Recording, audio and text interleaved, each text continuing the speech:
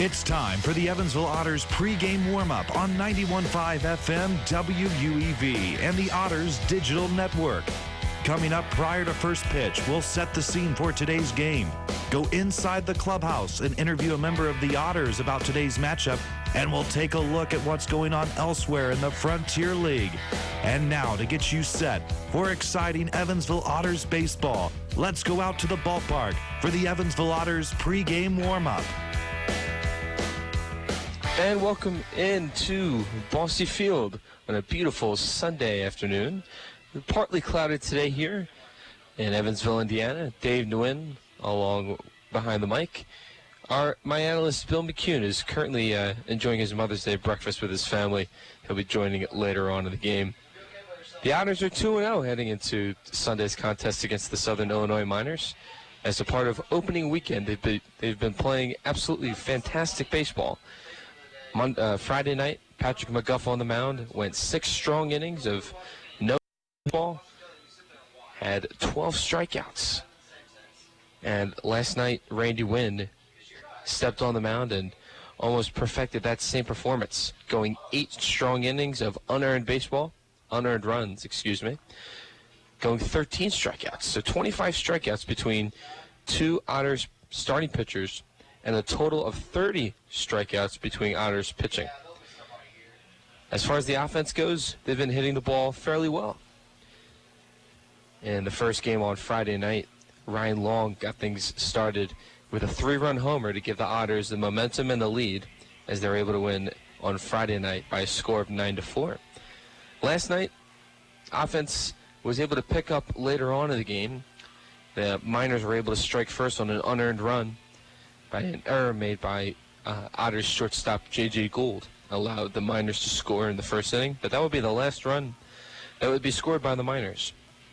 They made an error in the bottom of the second inning where shortstop Cletus Avery misplayed a pop-up in the infield. Rob Calabrese was able to take advantage of that opportunity, knocking in an RBI single to tie up the game at 1. In the 5th inning of last night's game, the Otters sent 8 men to the plate. Ryan Long hit the go-ahead RBI single to give the Otters a 2-1 lead, as the Otters would score 3 runs in that inning, taking the lead 4-1.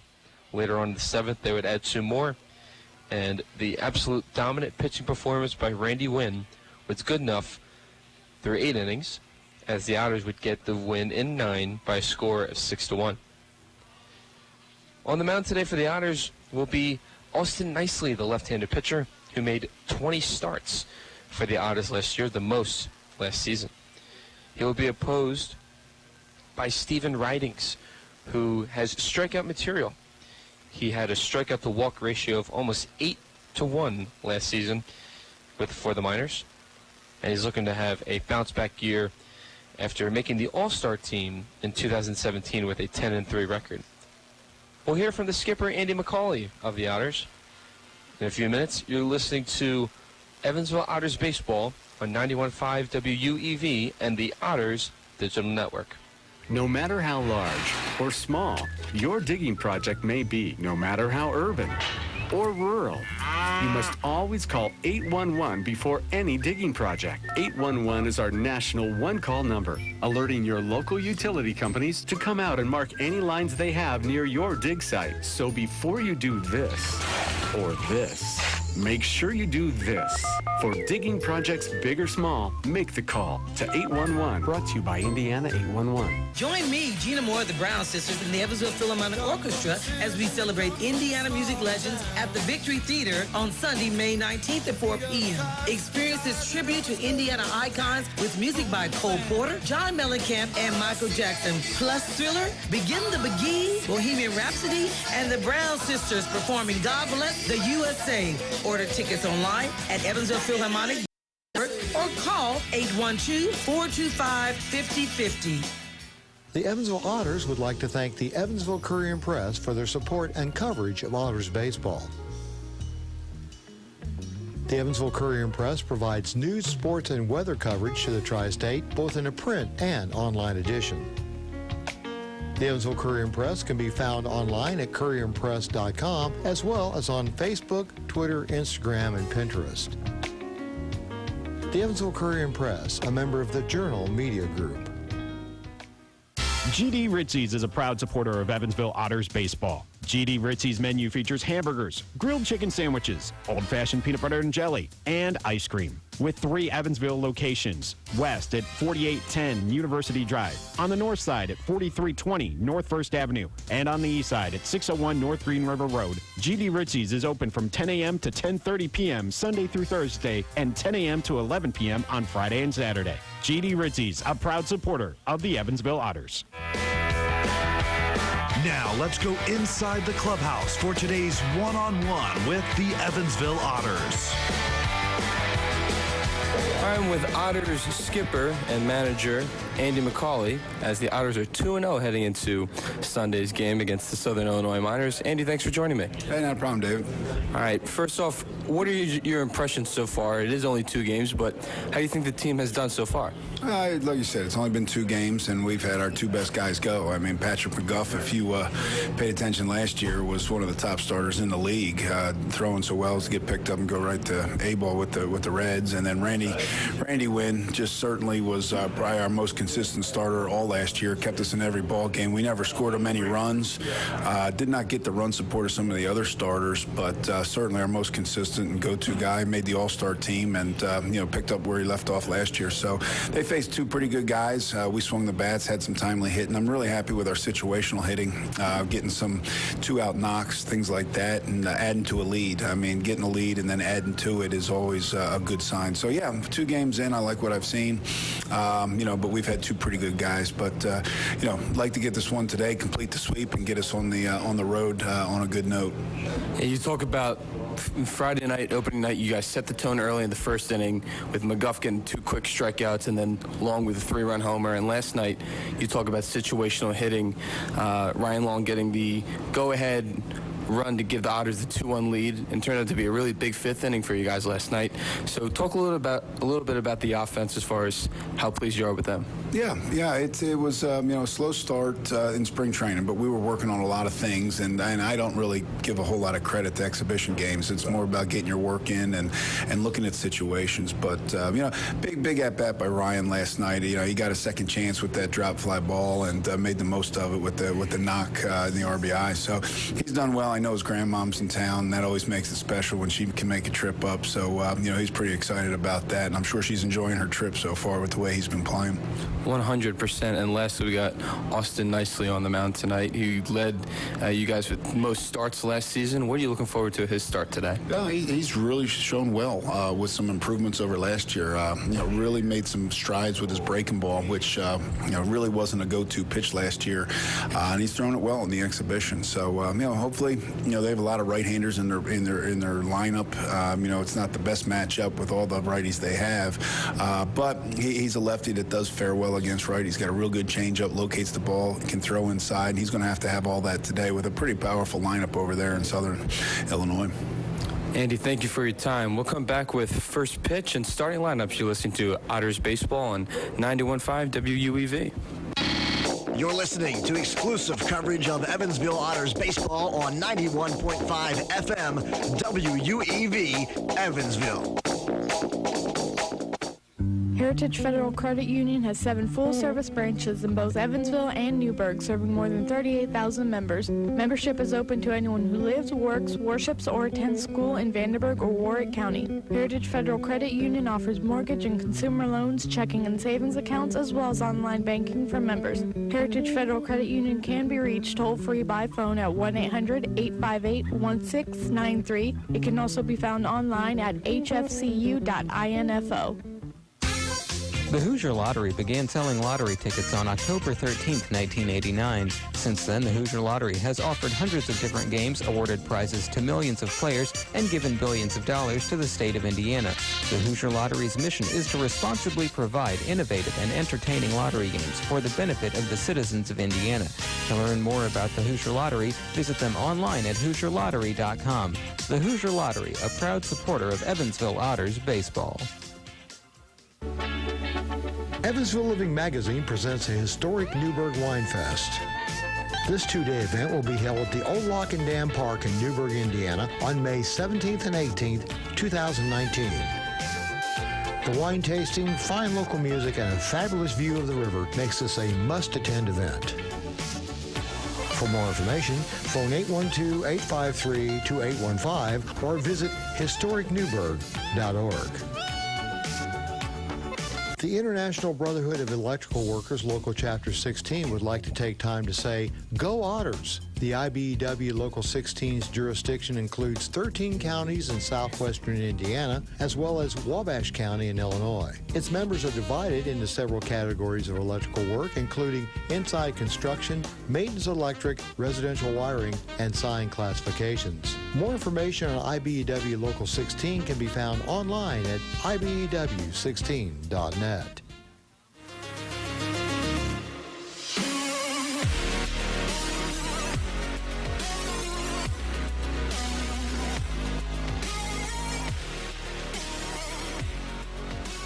Welcome back to Bossy Field. Dave Nguyen behind the mic.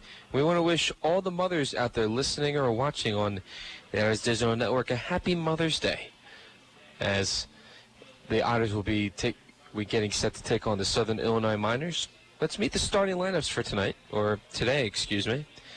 For the visiting Southern Illinois Miners, they changed up their lineup just a little bit to try to get things going.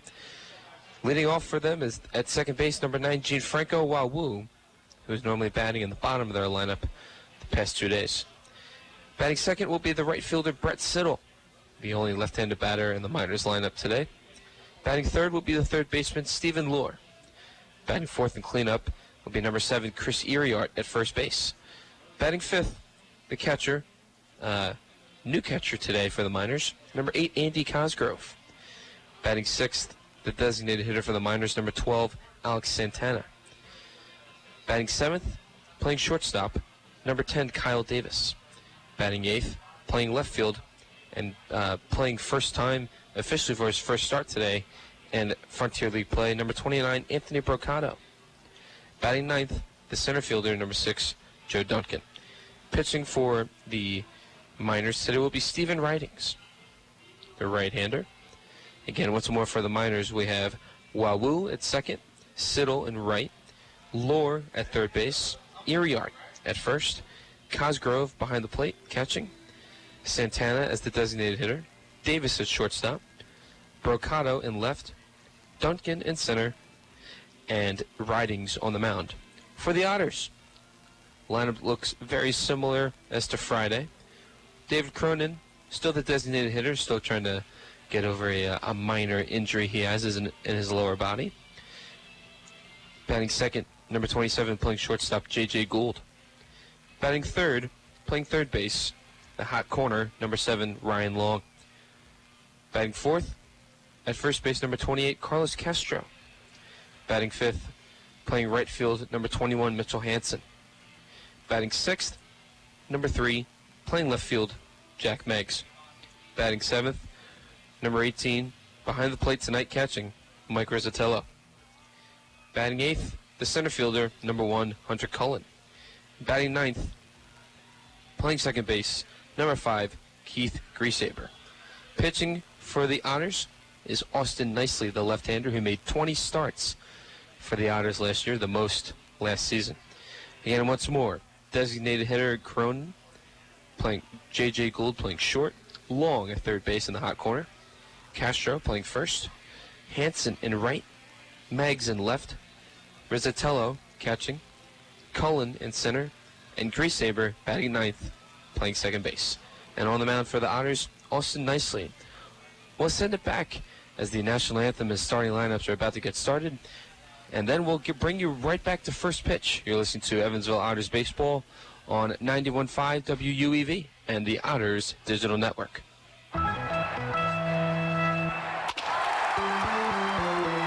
Hi, this is Joe Townsend from JMT Restoration. We are proud to be a sponsor of the 2016 Frontier Champion Evansville Otters. If you ever have a mold or water restoration issue in your home or business, give us a call at 812-205-5384. JMT Restoration Service, where professional work meets affordable pricing. Remember, go Otters! The Tri-State Area Marathon Service Stations are proud supporters of the Evansville Otters. Marathon has over 5,100 Marathon-branded stations nationwide, and a full list of area Marathon stations and a list of daily gas prices are available online at mymarathonstation.com. Marathon provides products which support commercial, industrial, and retail operations. Marathon's slogan is Fueling the American Spirit.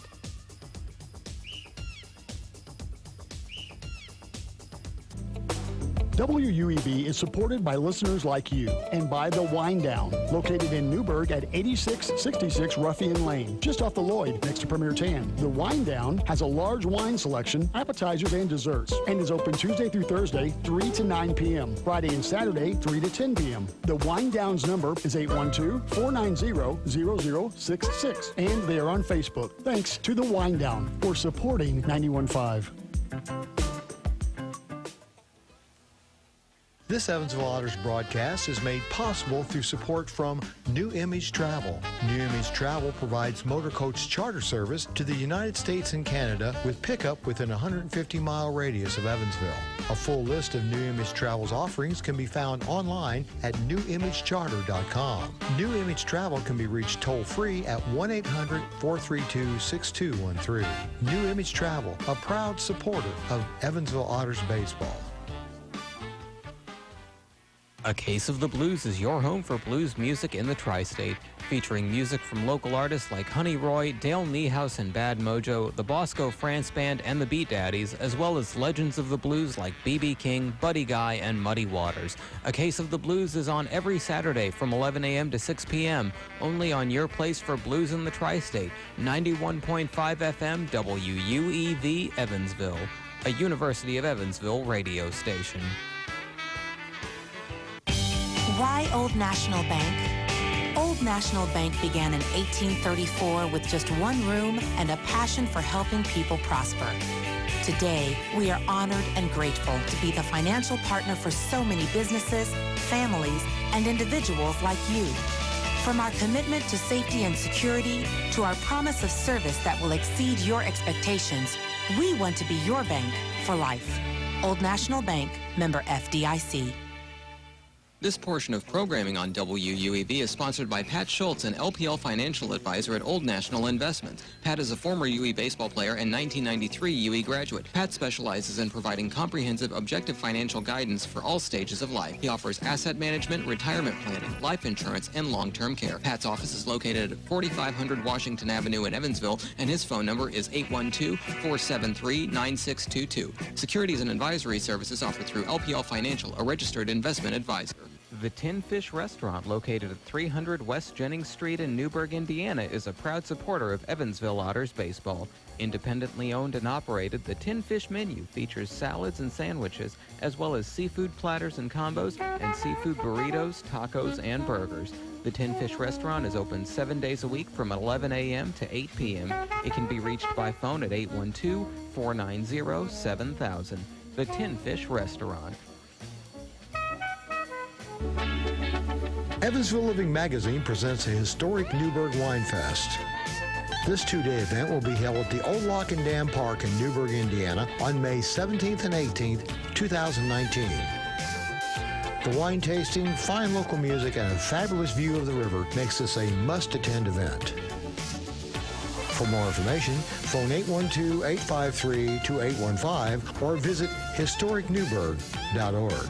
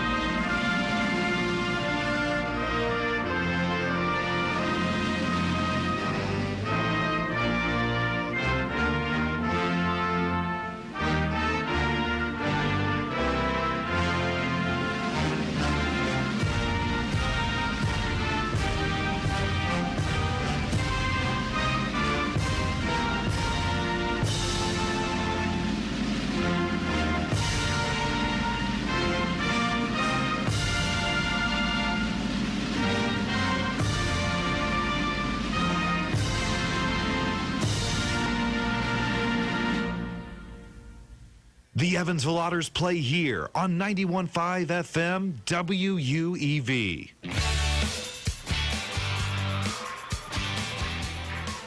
And welcome back to Bossy Field. Dave Nguyen behind the mic as we are set for Evansville Otters baseball. Game 3 of the opening weekend series. The Otters have won the first 2 games. Again, if you didn't hear the starting lineups in the field for the Otters today, David Cronin will be the designated hitter today, batting leadoff.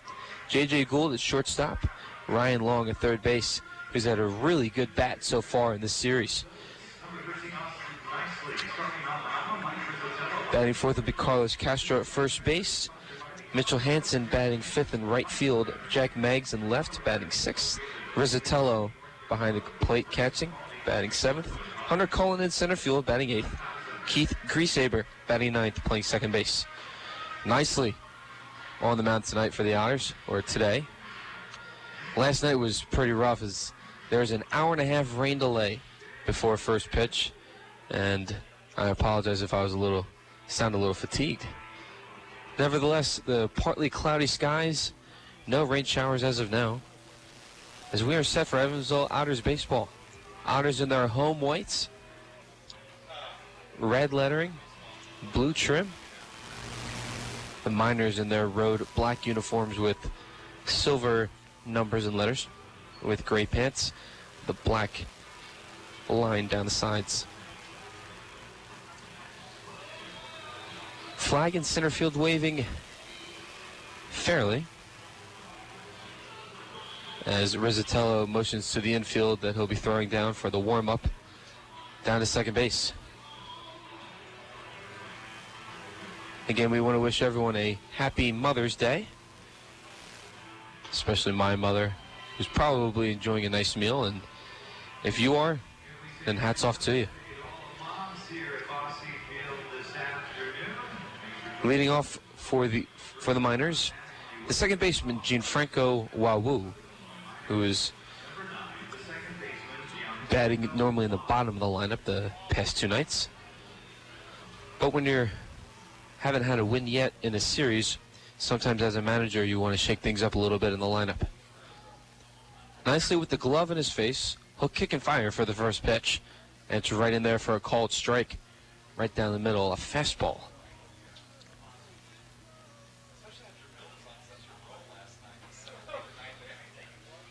Kicks and fires for the second pitch, and is a liner to left field, and it'll drop for a base hit. Wawu heading to second, standing with a double, and that'll be the leadoff man for the Miners in this first inning. That'll bring up Brett Siddle, the right fielder, who has been a victim of strikeouts the past 2 days, having 5 in the past 2 days, to be exact. Left-handed batter, standing into the batter's box, and nicely waits for the sign from his catcher, Rizzatello.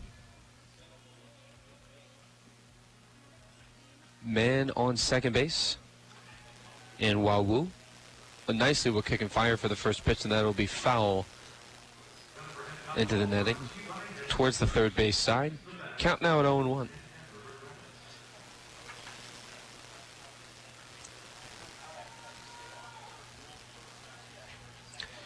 Shortstop Gould playing towards second base, inching closer to second base a little bit more as the second pitch from Nicely is in the dirt for a ball. Count now at 1-1. Griesaber going back and forth between regular depth and towards second base, trying to keep the runner Wawu honest. Nicely checks the runner at second.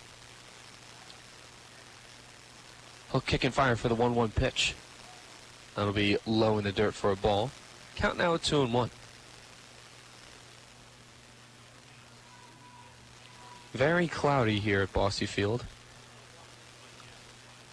A little bit warmer at temperature, around 65 degrees. Very light wind in the 2-1 pitch. It's right on the inside corner for a strike 2. Jim Fields behind the plate as the umpire, and Lance Walsh in the field. Nicely would check the runner at second base. And the 2-2 pitch. A little high for a ball. Count now full.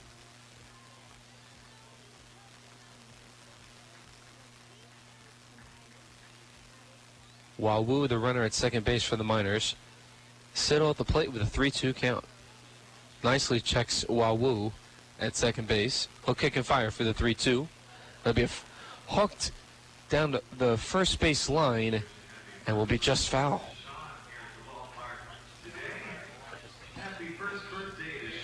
That ball straightened out.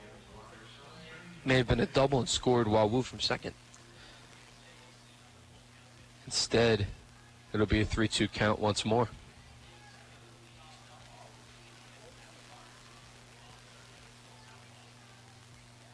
Nicely checks Wawu at second. He'll kick and fire for the payoff pitch. And it'll be foul once again. Decent crowd here at Bosse Field tonight. Brett Siddle still standing in the batter's box. Nicely with the glove at his waist, checks the runner at second base and Wawu. Kicks and fires for the 3-2, and it'll be foul once more. Fastball in the inside part of the strike zone, as Brett Siddle was able to get a piece of that one.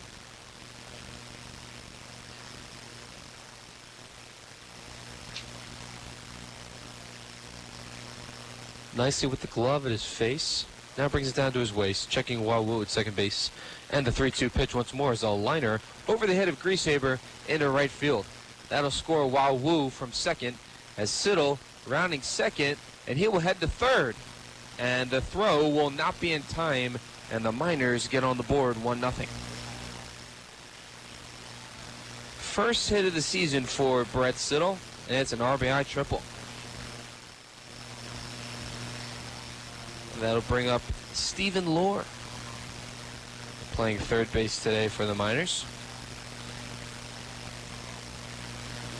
Stephen Lohr from Buena Park, California, entering his first season with the Miners, as they lead this one 1-0 after the RBI triple from Brett Siddle. Nicely with no outs, we are just underway in the top of the first.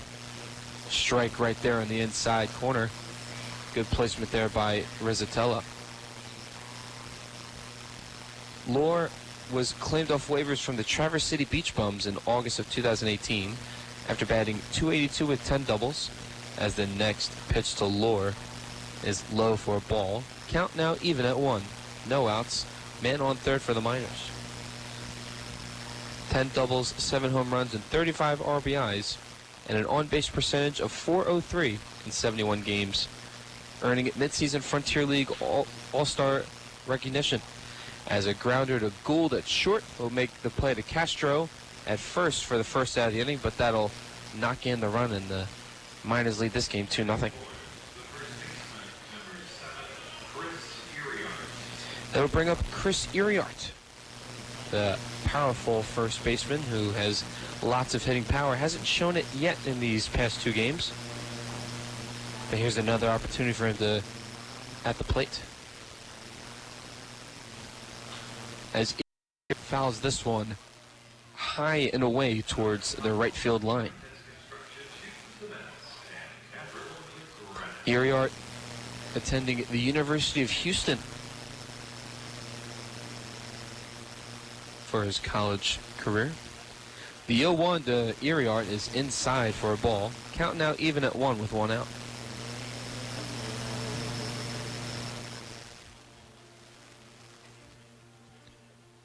Nicely, with the glove at his face, he'll kick and fire for the 1-1 pitch. Good placement right there. It was called a ball. Appeared to be a strike. The count now at 2-1. 1 out here, top of the first. Miners lead this one 2-0. Nicely wasting no time with the 2-1 pitch. Right on the outside corner.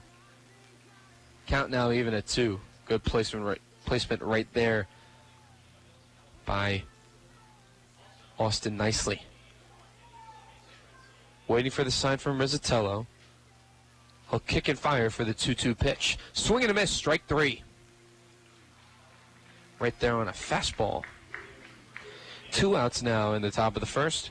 Miners still lead this one 2-0. Andy Cosgrove will step to the dish in his second appearance, but first start in Frontier League play. Catching, replacing Arturo Nieto today from Kirkland, Washington. It's pretty far out west. First pitch to Cosgrove is low in the dirt inside for a ball. Count now at 1-0 with 2 outs. He played 2 years in the Minnesota Twins organization, as the next pitch to Cosgrove is high and away for a ball.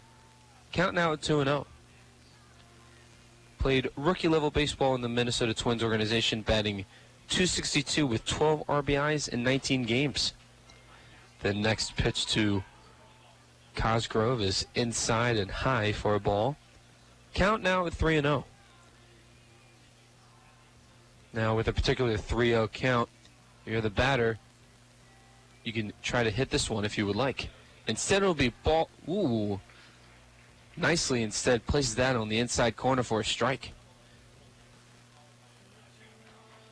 Miners were able to get on the board with a leadoff double by Gianfranco Wawu, as there's a liner into left field, and it will drop for a base hit once more.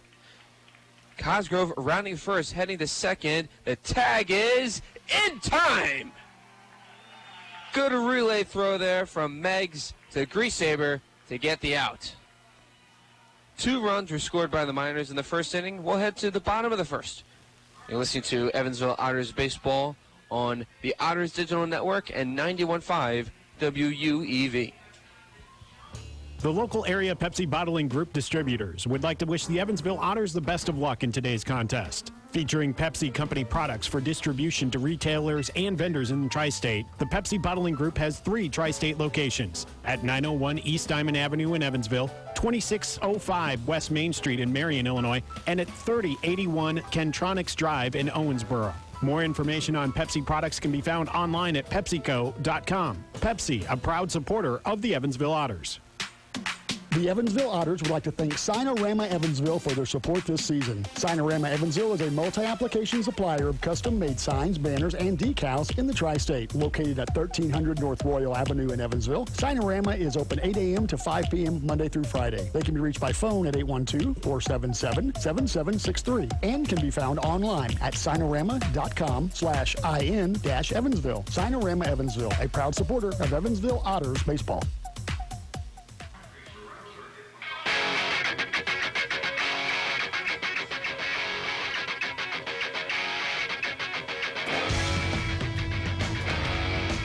And welcome back to Bossy Field.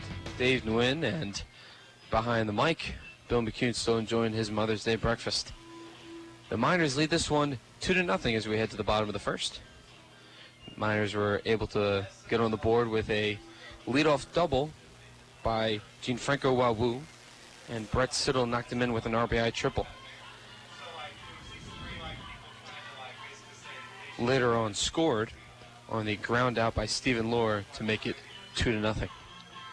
Otters will have an opportunity with David Cronin leading off, a man from Orland Park, Illinois, located outside of Chicago.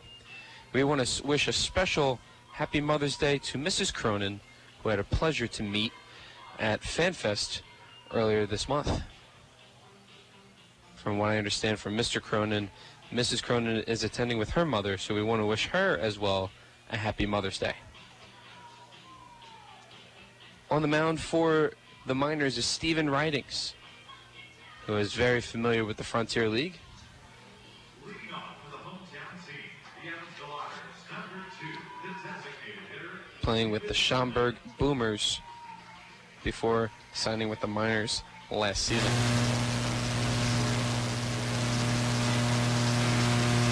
Cronin steps into the dishes. The left field batter has a pretty good 2 games thus far.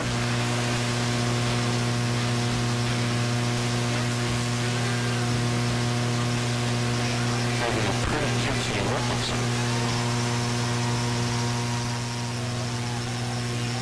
Cronin stands in the left side of the house.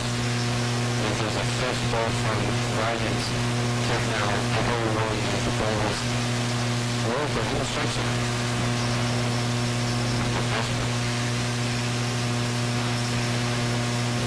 The 0-1 pitch. Chopper, the second. Raul fields it and throws it over to Gilliard for out number 1. That'll bring up J.J. Gould, a shortstop for the Otters.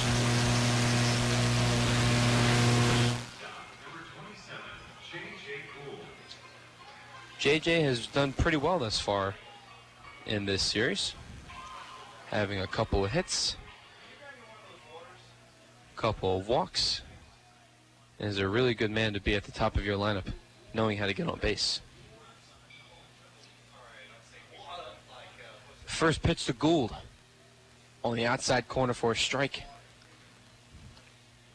Ridings showing some good stuff early on in this game.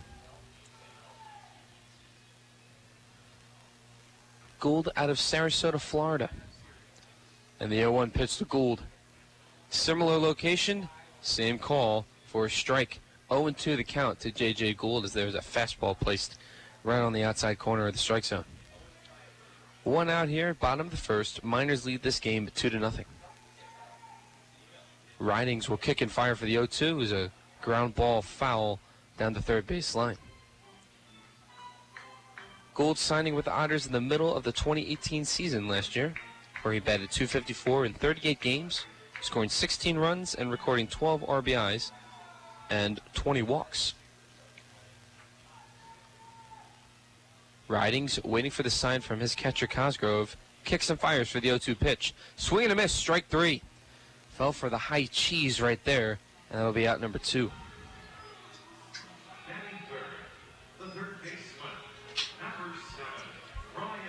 And that'll bring up Ryan Long, the former Texas Tech Red Raider, who has his mother and grandmother in attendance, making the trip from Crandall, Texas, and he has made them proud thus far.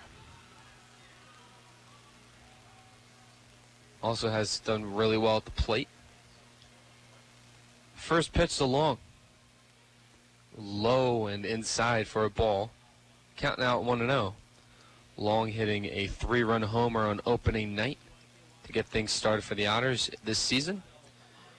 And then he had a slap RBI single last night to give the Otters the go-ahead run. Second pitch to Long is high and outside, counting out 2-0.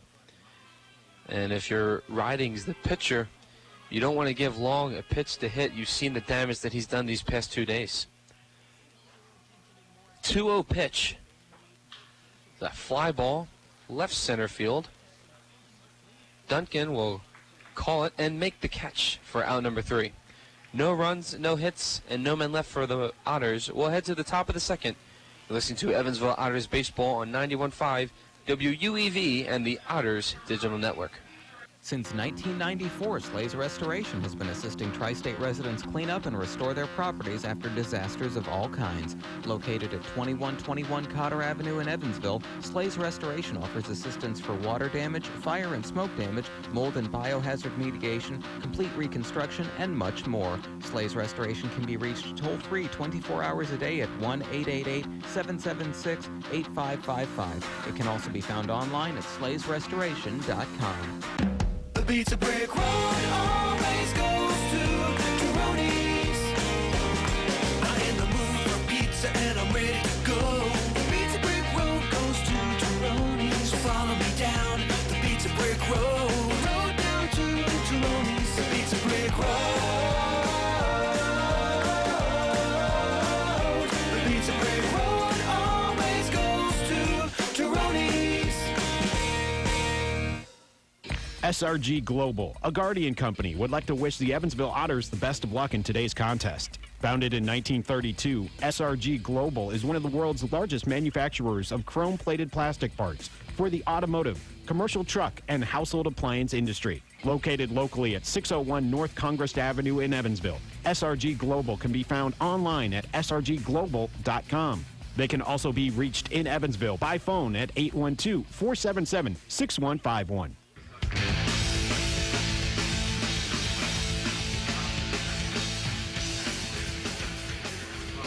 Welcome back to Evansville Otters baseball. Dave Nguyen behind the mic. Miners lead this game 2-0 as we head to the top of the second. Nicely kicks and fires for the first pitch.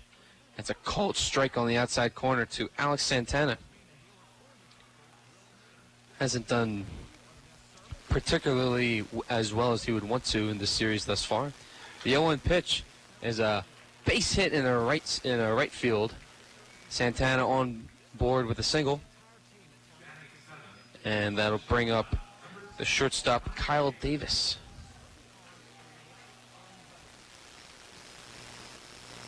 Davis showing his home run power on opening night when he gave the Miners the first runs of the season with a 2-run home run off Otters pitcher Taylor Wright on Friday night.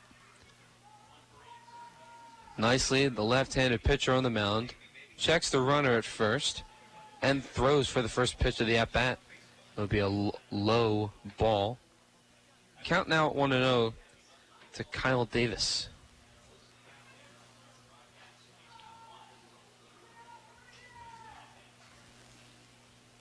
Santana at first base for the Miners. The 1-0 pitch from Nicely is a fly ball towards right field, and Hansen can't locate it. It drops right in front of him.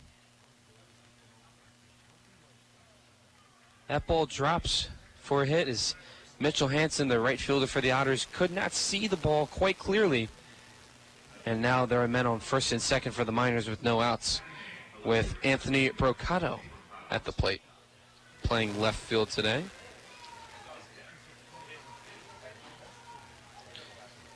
Brocato making his first start in Frontier League play, as the official scoring on that play was a hit by Davis. First pitch to Brocato on the fastball is a little low for a ball. Brocato from Helmetta, New Jersey, up in the northern part of the state. Played 4 years at St. John's University, one of the, arguably the best team in the Big East as far as baseball goes. Nicely checks the runner at second base, and the 1-0 pitch. Low in the dirt for a ball. Count now at 2-0. Nicely has pitched against the Miners in exhibition play, but there's a difference between exhibition and regular season play. Exhibition, you need to get the work you need in as far as the pitcher goes.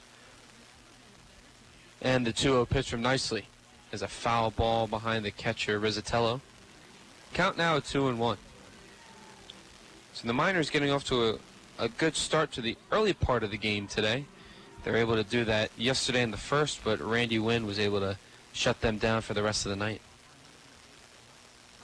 On the board, 2-0 in the first, and looking for more in the top of the second. Nicely with the glove at his face, he'll check the runner at second base. Look over once more, he'll kick and fire for the 2-0 pitch. It's a swing and a miss for a strike. Brought the heat on that one for a fastball. Count now even at 2 with no outs, as Long playing in towards the infield grass. Gould and Griesaber playing at double play depth, as the next pitch is outside and low for a ball. Count now full. Gould and Griesaber playing towards second base to try to get a double play and to keep the runner Santana honest at second base. Nicely would check over at second, and the 3-2 pitch. Way inside, ball 4. So the Miners have a golden opportunity with the bases loaded and no outs here in the top of the second.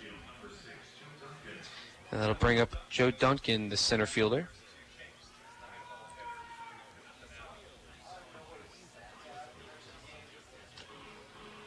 Brocato in his first official at-bat in Frontier League play, working a walk.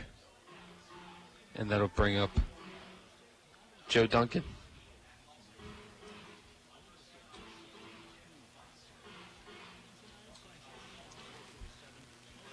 Entering his second season with the Miners.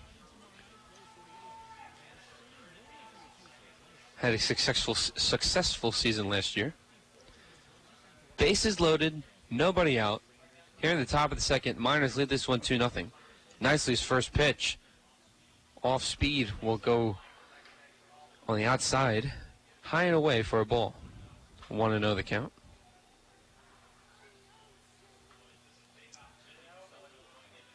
If you're the Miners, you really want to capitalize on an opportunity like this. If you're the Otters, you're looking for an out anywhere possible, at any base. As Duncan lines this one to center field. Cullen cannot come up with the catch. 1-1 will score. Make that 2. And Brocato scores as well as an bases clearing RBI triple. Puts the Miners on this one. As it is a big second inning. 3 runs come across the plate, and they lead this one at 5-0. And still nobody out. And it'll bring up the top of the order. Gianfranco Wawu, who led off this game with a double.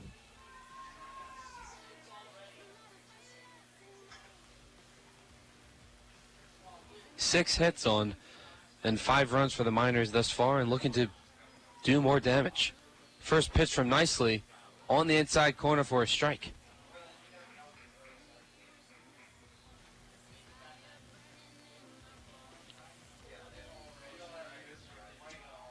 Nicely trying to get out of this inning. Needs an out first. He'll kick and fire for the 0-1. Way outside for a ball.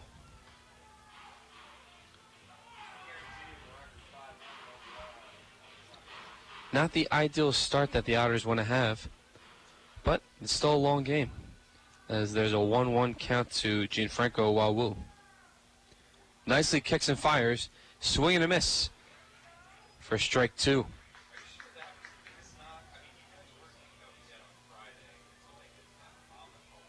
That pitch was a breaking ball, as there was some movement and Wawu chasing it. Nicely checks the runner at third. He'll kick and fire for the 1-2. Low and outside for a ball. Count now even at 2. 5-0 Miners after the RBI triple, bases clearing RBI triple from Joe Duncan. Nicely, with the glove at his waist, kicks and fires for the 2-2 pitch. Low and inside. Count now full.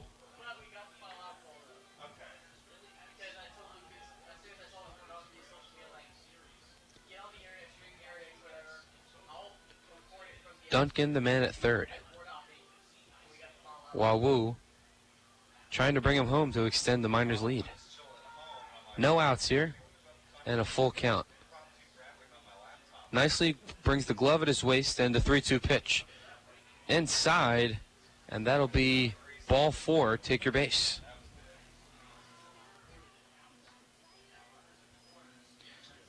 That'll put runners on first and third for Brett Siddle, who hit the RBI triple back in the first inning to give the Miners the lead at 1-0. Nicely having some trouble early. Gould and Griesaber playing at double play depth. Long inching closer towards the infield grass, as the first offering from Nicely in this at-bat is low and away for a ball. Haven't been many strikes thrown by Nicely thus far, as he's gotten into some trouble. Wawu will get an initial lead off first base, and the 1-0 pitch. Outside corner, placed for a strike. Count now even at 1. Miners lead this one 5-0 off 6 hits. Still no outs in the top of the second.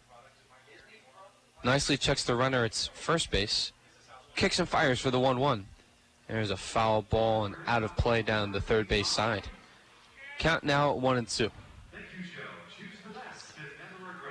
Nicely with 45 pitches so far. 25 of them for strikes, as it is a cloudy day here at Bosse Field in Evansville. 1-2 pitch, fouled behind Rizzatello and into the netting. And we'll go at it again with the 1-2.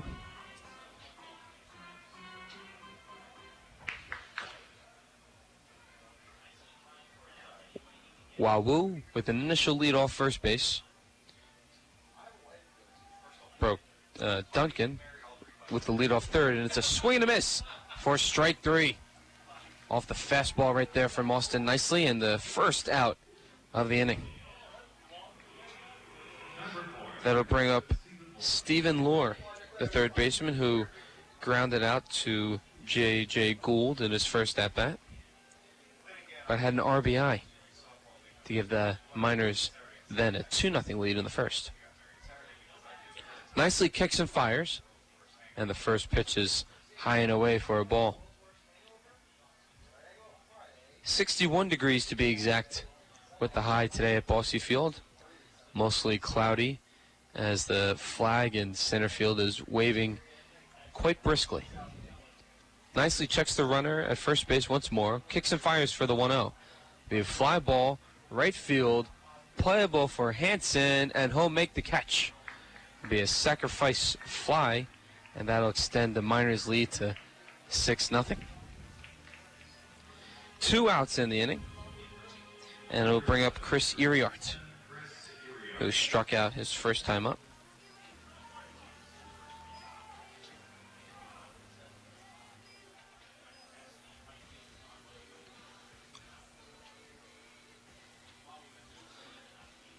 Wawu remaining at first base.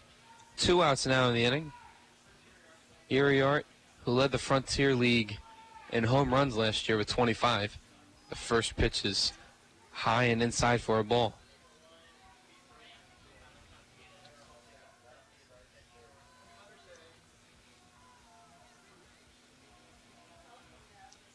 As we hear a chant from the Otters fans wanting to get one more out in the inning. 1-0 the count to Iriart. As Nicely will bring the glove at his waist. Check the runner at first. He'll kick and fire for the 1-0. Swing and a miss for strike 2, or strike 1, excuse me.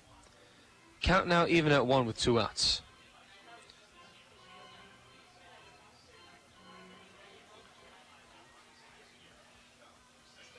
Runner on first base in Wawu for the Miners.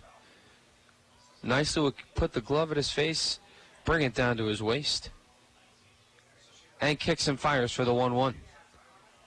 Good location near the middle of the plate. Instead, it'll be called a ball. Count now at 2-1 with 2 outs.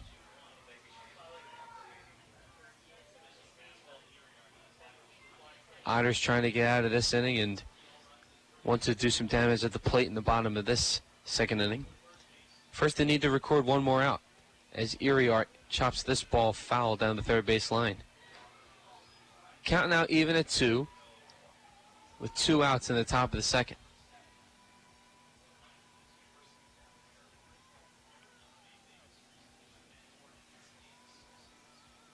Nicely waiting for the sign from his catcher, Rizzatello. Kicks and fires for the 2-2 pitch. Good location. Just didn't get the call. It was right on the lower part of the outside corner. Instead, it would be called a ball. Count now at 3-2. 2 outs. Miners lead this one 6-0, scoring 4 runs in this inning. Nicely checks the runner at second, or at first, and a swing and a miss for strike 3. Nicely gets out of the inning, but 4 more runs cross the plate for the Miners. As we head to the bottom of the second, you're listening to Evansville Otters Baseball on 91.5 WUEV and the Otters Digital Network. The Tin Fish Restaurant, located at 300 West Jennings Street in Newburgh, Indiana, is a proud supporter of Evansville Otters baseball. Independently owned and operated, the Tin Fish menu features salads and sandwiches, as well as seafood platters and combos, and seafood burritos, tacos, and burgers. The Tin Fish Restaurant is open 7 days a week from 11 a.m. to 8 p.m. It can be reached by phone at 812-490-7000. The Tin Fish Restaurant. Evansville Living Magazine presents a historic Newburgh Wine Fest.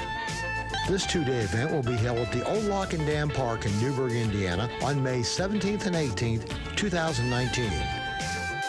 The wine tasting, fine local music, and a fabulous view of the river makes this a must-attend event.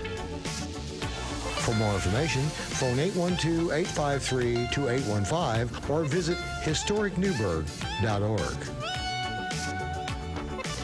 Injuries are inevitable. It doesn't matter if you're playing baseball, walking the dog, or falling from a ladder. Injuries happen. When they do, Tri-State Orthopedics offers treatment for sprains, strains, and fractures by medical specialists.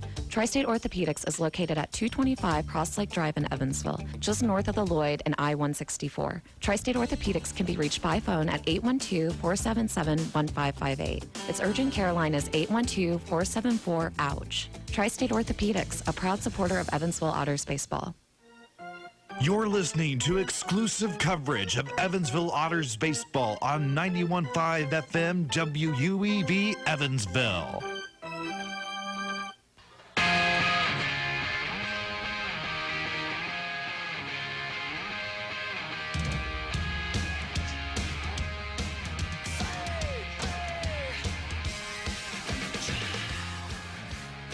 And welcome back to Otters baseball. Dave Nguyen behind the mic.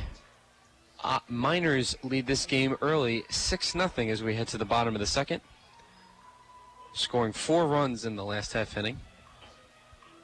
Carlos Castro steps to the dish for the Otters, native of the Dominican Republic, who played 7 years in the Atlanta Braves organization. First pitch to Castro is on the outside corner for a strike. He was acquired by the Otters late last year, playing in 19 games.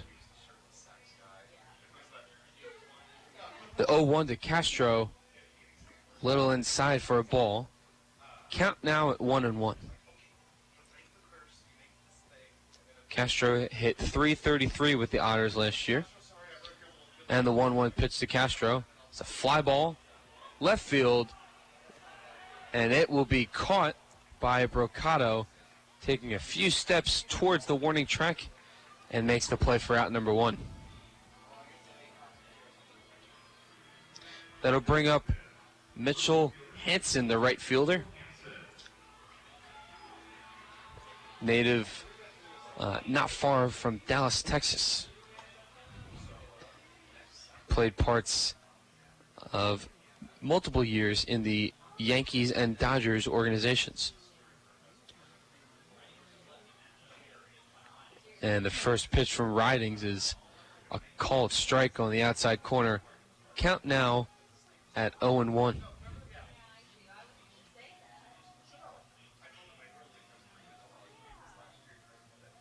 Ridings will kick and fire for the 0-1 pitch, and a swing and a miss from Hansen. Count now at 0-2 is a good spotted pitch there from Ridings, who has strikeout capabilities. Had one back in the first. Had an almost 8-1 strikeout to walk ratio last year. Ridings kicks and fires for the 0-2 pitch. Swing and a miss, strike 3, and down goes Hansen on 3 pitches. That'll bring up Jack Meggs, the left fielder for the Otters, who in his first at-bat on Friday night, first pitch, took it deep to right field over the Bud Light Lime patio.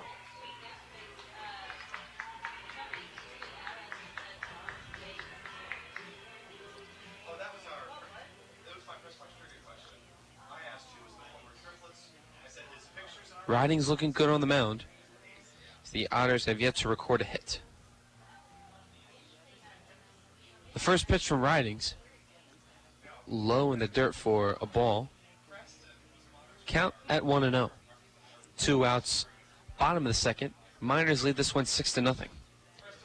Ridings putting the glove at his face. He'll kick and fire for the 1-0 pitch. It'll be a foul ball behind the backstop. Count even at 1 to Jack Meggs. Jack Meggs, a new man in the Otters organization. Coming from Sammamish, Washington. Ridings kicks and fires for the 1-1. Swing and a miss. Count now at 1-2 as that ball was a breaking pitch located away into the dirt.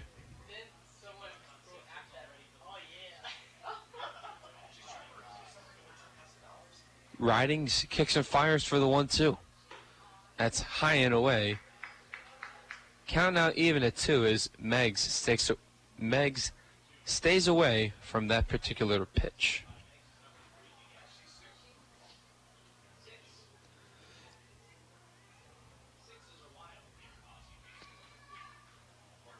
The 2-2 pitch.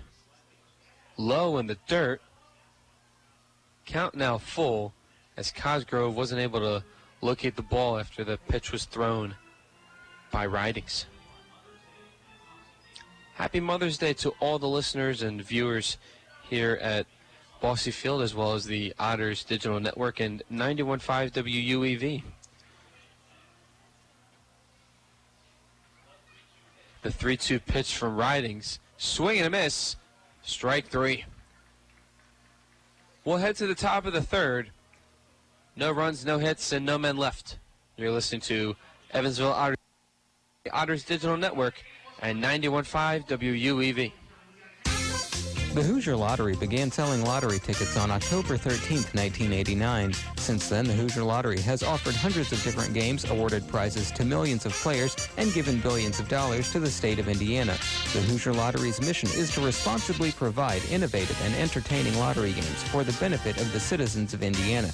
To learn more about the Hoosier Lottery, visit them online at HoosierLottery.com. The Hoosier Lottery, a proud supporter of Evansville Otters baseball. No matter how large or small your digging project may be, no matter how urban or rural, you must always call 811 before any digging project. 811 is our national one-call number, alerting your local utility companies to come out and mark any lines they have near your dig site. So before you do this or this, make sure you do this. For digging projects big or small, make the call to 811. Brought to you by Indiana 811. The Evansville Otters would like to thank the Evansville Courier and Press for their support and coverage of Otters baseball. The Evansville Courier and Press provides news, sports, and weather coverage to the Tri-State, both in a print and online edition. The Evansville Courier and Press can be found online at courierandpress.com, as well as on Facebook, Twitter, Instagram, and Pinterest. The Evansville Courier and Press, a member of the Journal Media Group.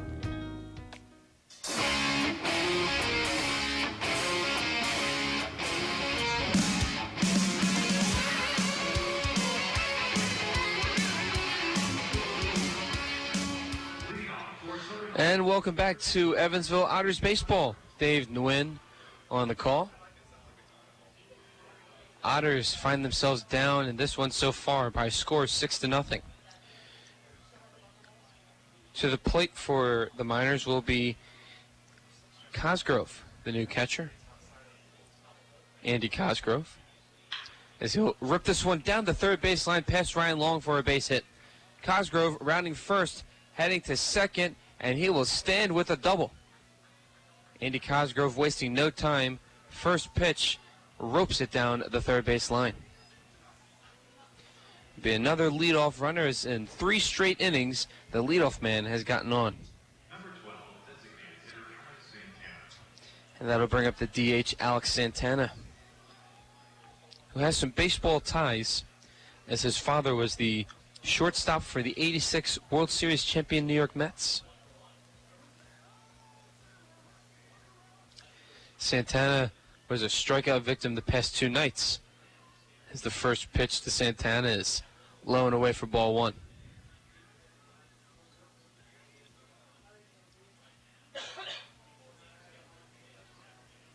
Santana in his last at-bat had a single. Nicely kicks and fires for the 1-0. Low in the dirt for a ball. Count now at 2-0. Nicely, despite having 32 strikes and 26 balls, has not found the strike zone a lot. The 2-0 pitch. Foul down the first base line. Count now at 2-1. Well, today in baseball in 1956, there's a no-hitter from the Brooklyn Dodger pitcher Carl Ernstke as the Dodgers beat the Giants by a score of 3-0. The 2-1 pitch from Nicely, high near the middle of the plate. Count now at 3-1 with no outs. Man on second, and Cosgrove for the Miners, who is 2 for 2 today. The 3-1 pitch from Nicely, located near the outside corner, but it'll be ball 4, take your base. And that'll be 2 men on for the Miners. That'll bring up shortstop Kyle Davis, who had a single his last time up. And later on scored as the Miners sent 8 men to the plate in the second inning.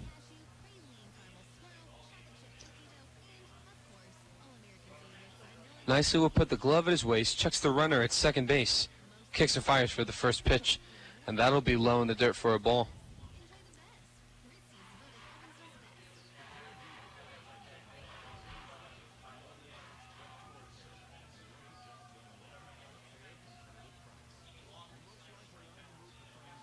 Nicely waiting for the sign from his catcher, Rizzatello. Checks the runner at second once more. And the pitch is right there for a strike.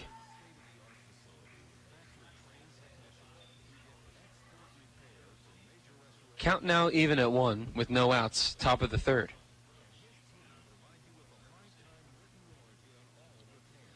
Nicely will put the belt at his the glove at his waist once more. And the 1-1 pitch. That'll be low and away for a ball. Count now at 2-1.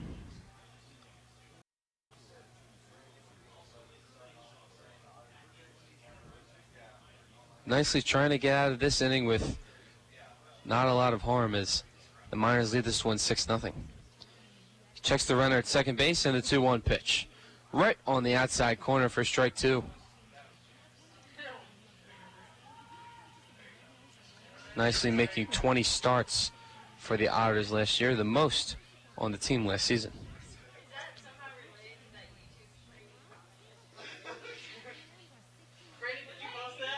Nicely checks the runner at second base, and the 2-2 pitch is low and away for a ball. Count now full at 3-2. No outs, top of the third. Men on first and second for the Miners, and they lead this one 6-0.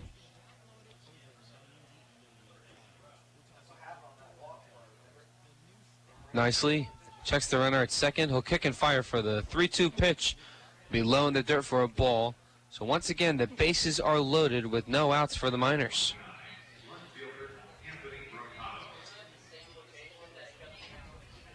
That'll bring up Anthony Brocato.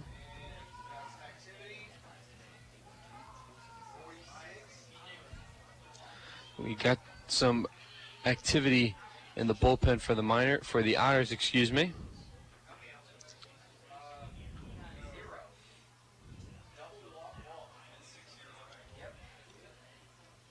Kyle Davis at the plate. And the first pitch to Davis is low and inside for a ball. Count now at 1-0.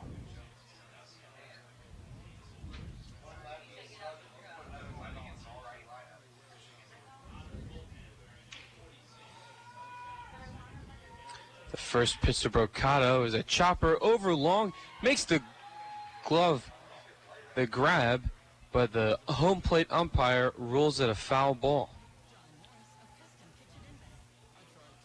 It's Anthony Brocato at the dish.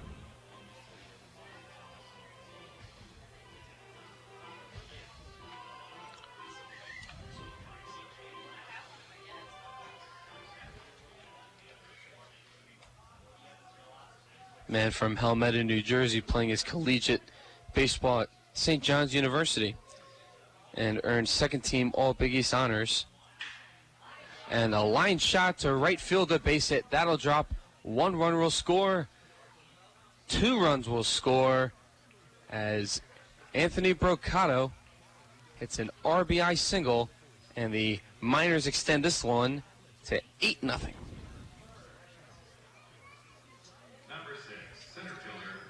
And that'll bring up Joe Duncan.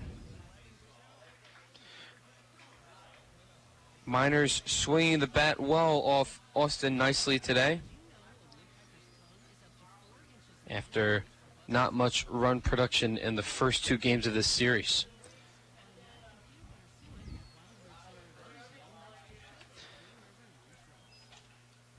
Still in the top of the third. 8-0 Miners to score. Nicely checks the runner at first. Hook, kick, and fire for the first pitch. It'll be flying to right center field. Hansen comes under it to make the catch for the first out of the game, of the inning, excuse me. But it'll knock in another run for a sac fly.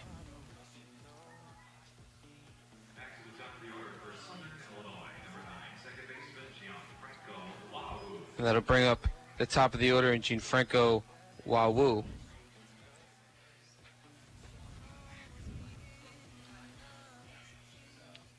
Duncan with 4 of the 9 RBIs as we welcome Bill McCune. Bill, how are you? You're dressed very fancy today. As he's adjusting his headset. The next pitch from nicely is low and away for a strike. Well, welcome back. Our viewers and listeners missed you. Hope you had a good breakfast. I did. Wonderful. Thick. Didn't finish. Did it? Anyway, I was listening to you on the radio, car radio. As the next pitch from nicely is away for a ball. Count now even at 1. What I don't understand, and I've been watching the Otter management or field management for 10 years now. The 1-1 pitch. Breaking ball in the dirt. Anyway, count now at 2-1.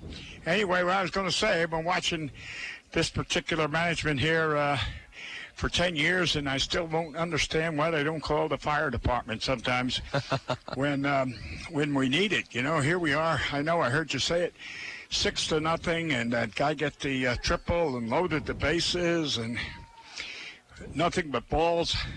The 2-1 pitch is lined in left field and will drop for a base hit. See now. Man on first and second now for the Miners as they continue the hit parade. See now, I know you're new, and I've been here, and this is when Max should go out there and take him out of the game because he has had it. He's been toasted. I know here I am coming in late and I'm ready making negative remarks, but I've been watching this for too many years.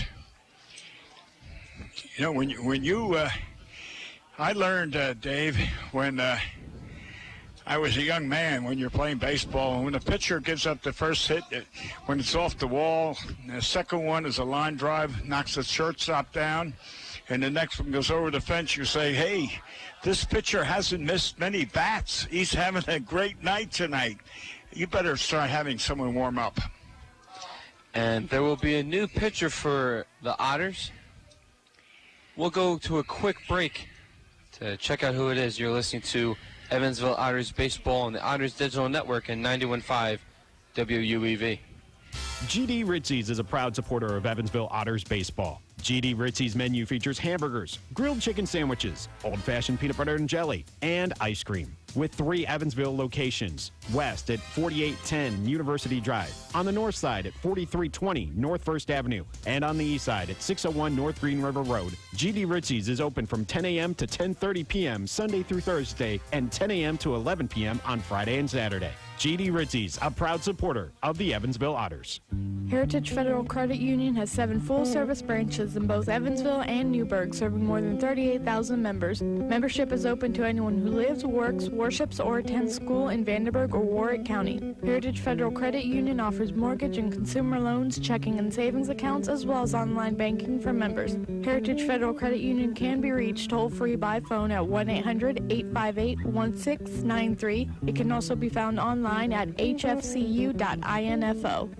The International Brotherhood of Electrical Workers, Local Chapter 16, would like to take time to say, Go Otters! The IBEW Local 16's jurisdiction includes 13 counties in southwestern Indiana, as well as Wabash County in Illinois. Its members are divided into several categories of electrical work, including inside construction, maintenance electric, residential wiring, and sign classifications. More information on IBEW Local 16 can be found online at ibew16.net.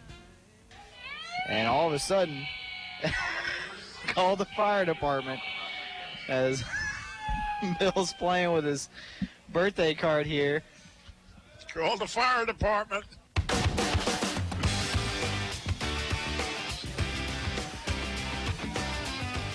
Welcome back to Evansville Otters Baseball. Dave Nguyen and Bill McCune in the booth. Thanks for joining us, Bill. Welcome. I hurried over here. It's been a gracious morning. As there's been a pitching change for the Otters. Austin Nicely's day is done, pitching 2 1/3 with 9 hits and 9 earned runs. Not the best start you would want, as Brett Siddle steps to the plate. A little different from the pitching the last 2 nights. And P.J. Brown on the mound for the Otters. Next pitch is a fastball. Count quickly at 0-2 after the swing and the miss from Brett Siddle. Well, he got a hit last time up, and I remember saying he got a double, I believe, last time up, didn't he? And I remember saying to my son-in-law, triple, RBI triple, lead off the game. Yeah, and I said to my son-in-law, I said last night this guy wouldn't be in the lineup because he struck out 3 times the first night and twice last night. So I thought there'd be a change, but apparently I was wrong. They changed up the lineup a little bit. They have Wawu leading off, and he's done quite well so far. 1-2 count, and the next pitch to Siddle is a foul ball down the third base line. Well, Duncan got a triple too, didn't he? Yes. Yes, last inning they sent 8 men to the plate, scoring 4 to be exact. I know I think he walked 3 batters in that inning. Had he not? Walked 2. 2, okay. The 1-2 pitch, foul ball down the right field line and into the stands. And we'll go at it again. As soon as we got out of that diner, that friendly diner where we had breakfast, my son-in-law Jason said, "Dad, turn that radio on. Turn that radio on. Let's hear the Otters." So I did. How'd I sound? Good. I appreciate it. The 1-2 pitch is fouled behind Rizzatello. Ooh, there's a ricochet off the roof. Guess it landed on the roof if we hear the sound of the foul ball.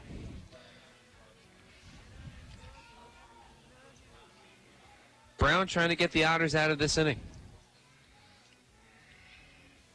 Waiting for the sign from Rizzatello as the left-handed pitcher will kick and fire and swing and a miss for strike 3.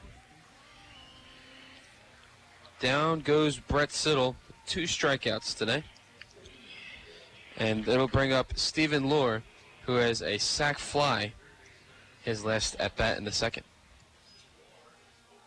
So, Swadal had 3 strikeouts the first game, 2 last night, and he's got 1 already. He's got 2 total. He's got 2 tonight? Yes. So that's today. seven strikeouts out of say 4 times at bat. As a wild pitch from P.J. Brown is thrown. That'll advance the runners.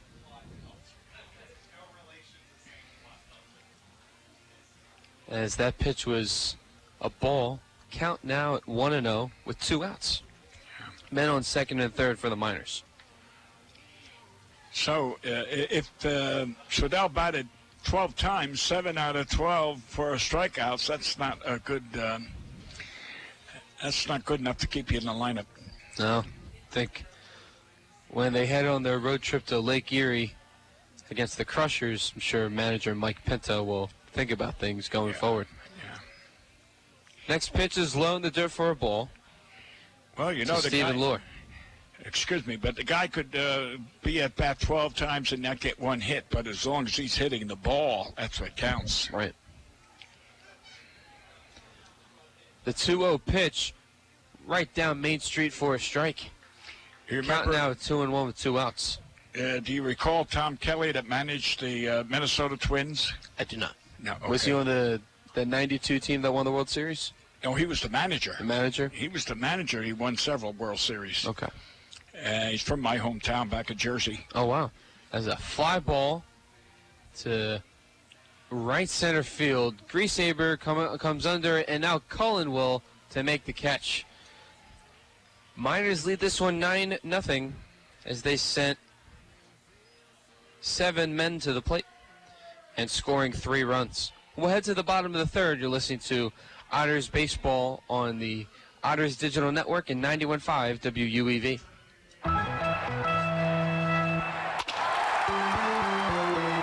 Hi, this is Joe Townsend from JMT Restoration. We are proud to be a sponsor of the 2016 Frontier Champion Evansville Otters. If you ever have a mold or water restoration issue in your home or business, give us a call at 812-205-5384.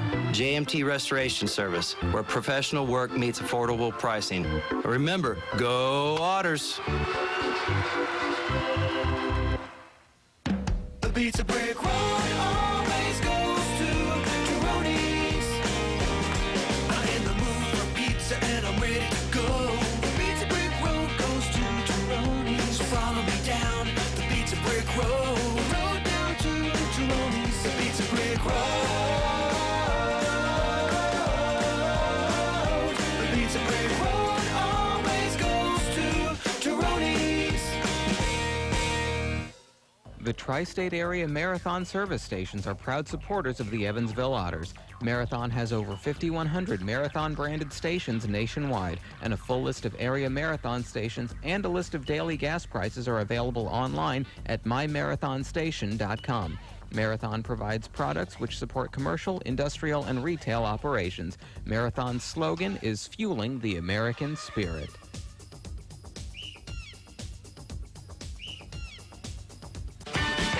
What happened? He dropped the ball?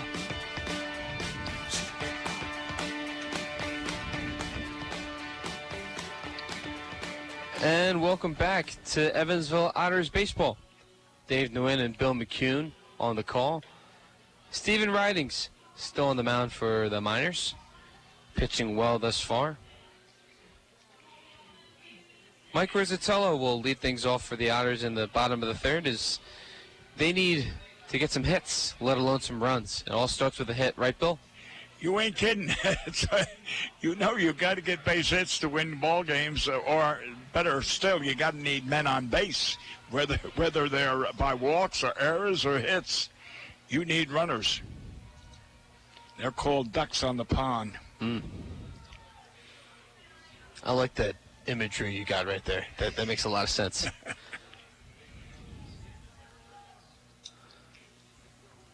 The first pitch to Rizzatello is on the inside corner for a strike. You know, now, you've heard me say it before. I'm going to tell you it again. That's one thing Mike does. He takes too many pitches. He's got himself in the hole too many times. 0-2. 0-1. Looked to be a strike from our point of view. Instead, it's a ball. He's got to be more aggressive at that plate. When those pitches are good, you know, as a former catcher, Dave.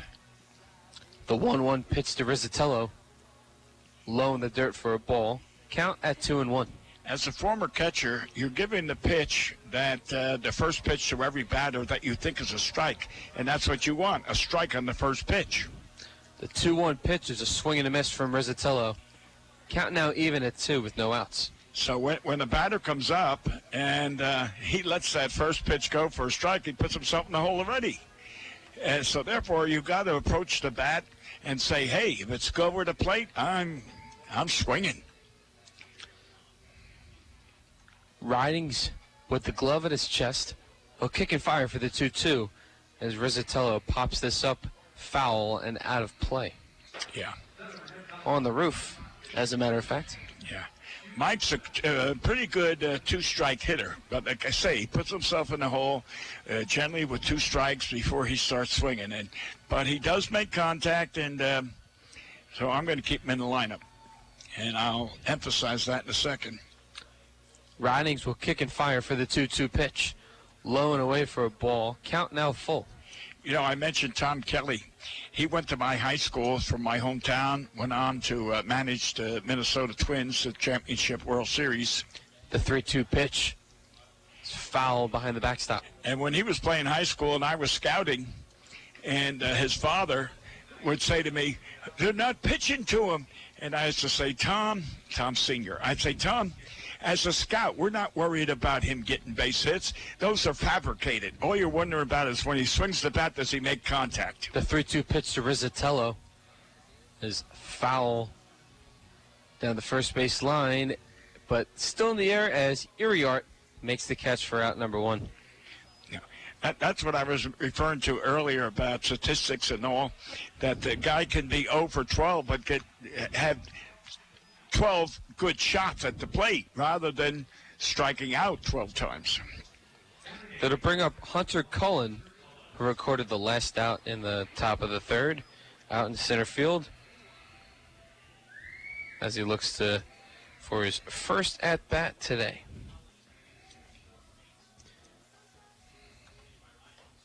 First pitch by Ridings is in the dirt for a ball.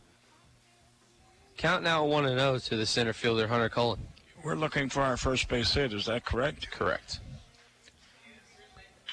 And the next pitch is hit in the air to left center field. Caught as Brocato took a few steps towards the warning track and made the catch for out number 2. You'll see during the course of the year, you'll see Hunter put quite a few baseballs in that location, left center. He goes there a lot, but he also slaps at the ball and gets a lot of base hits over that shortstop position. Keith Griesaber to the plate, and he was hit by a pitch twice last night. Yeah. Looking to get a hit in today's game. First pitch to Griesaber is lined over the shortstop Davis, and that'll be the Otters' first base hit of the day. Yeah, that was a solid base hit. Line drive over the shortstop's head, and that's Davis out there short, isn't it? Yes. Yeah, and that was a good line drive base hit. And what pitch did he hit? The first one. The first pitch. I tell you, if it's a strike, you better start swinging. That'll bring up David Cronin as David Cronin's mom appreciated you saying that they met you before and they love listening to you. They actually heard us while they were in Walmart last night, and they say hello and really look forward to it when you're on the radio. Well, thank you to the Crones out there. We appreciate it. First pitch to David is a strike on the outside corner. You know, it's funny you say that. I know a lot of the players' parents listen to us no matter where they're at, but coming out of Walmart, I hope they bought a radio.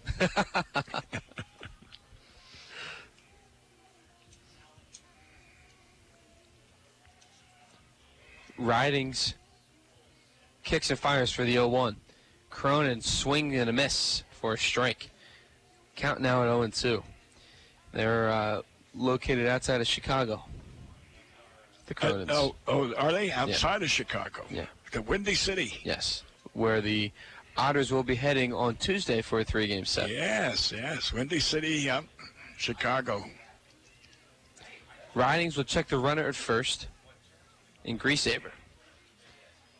The 0-2 pitch as Cronin fouls this one down the first base line, falling down in the batter's box.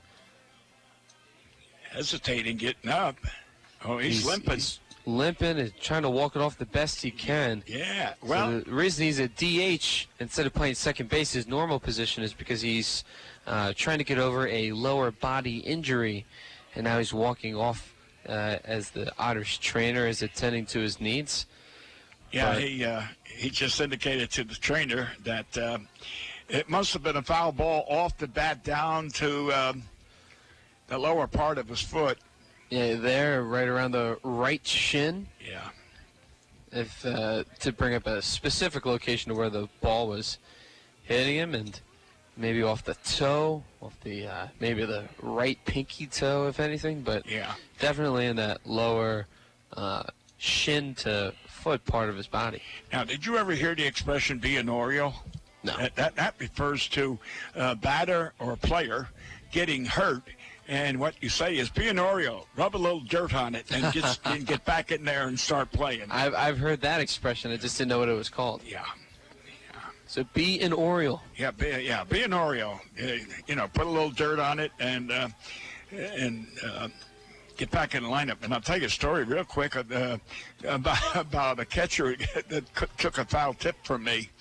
I was the batter, and caught him split his finger open, which happened to catchers many, many times. Ooh. Cronin steps back into the batter's box and will foul this one back behind the catcher, Cosgrove. Anyway, the catcher split his finger, and I said the same thing. Hey, rub a little dirt in it and get back in there, and he did. And about 10 days later, we were playing him on the road, and I said to him, how'd you make out with your finger? He said, well, I put the dirt on like you said.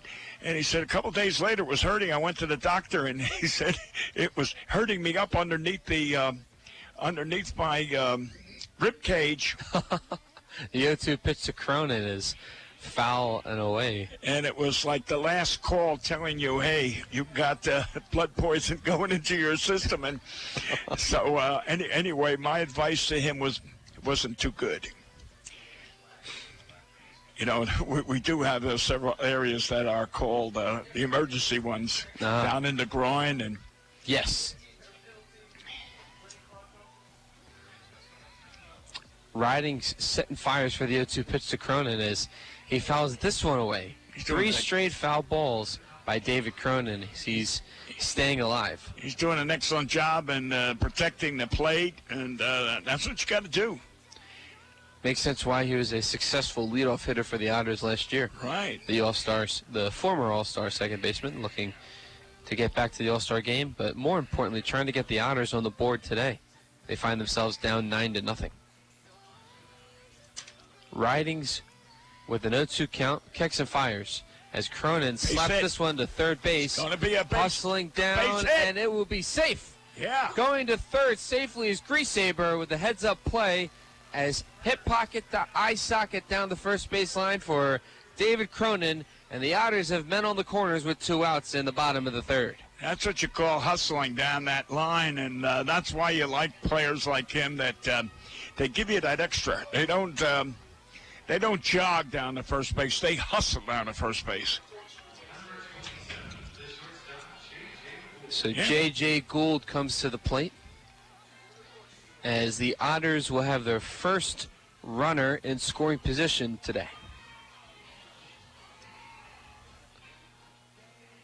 J.J. Gould entering the plate, the man from Sarasota, Florida. He's got a pretty good glove at shortstop. The first pitch to Gould, inside for a ball. Count now at 1-0.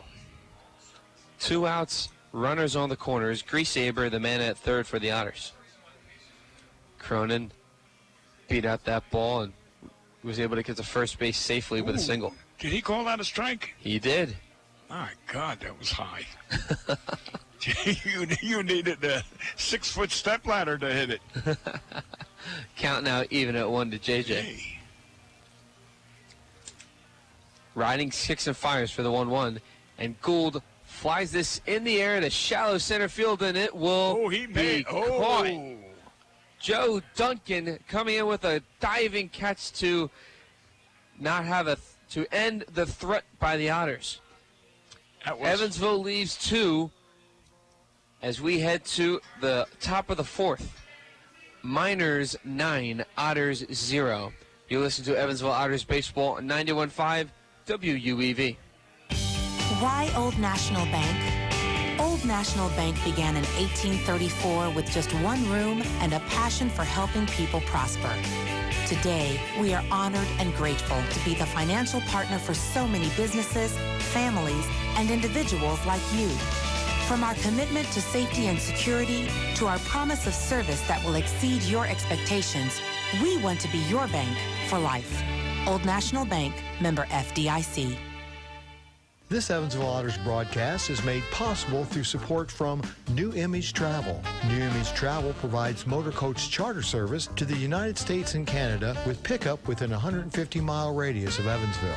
A full list of New Image Travel's offerings can be found online at newimagecharter.com. New Image Travel can be reached toll-free at 1-800-432-6213. New Image Travel, a proud supporter of Evansville Otters baseball. The local area Pepsi Bottling Group distributors would like to wish the Evansville Otters the best of luck in today's contest. Featuring Pepsi Company products for distribution to retailers and vendors in the Tri-State, the Pepsi Bottling Group has 3 Tri-State locations at 901 East Diamond Avenue in Evansville, 2605 West Main Street in Marion, Illinois, and at 3081 Kentronics Drive in Owensboro. More information on Pepsi products can be found online at PepsiCo.com. Pepsi, a proud supporter of the Evansville Otters.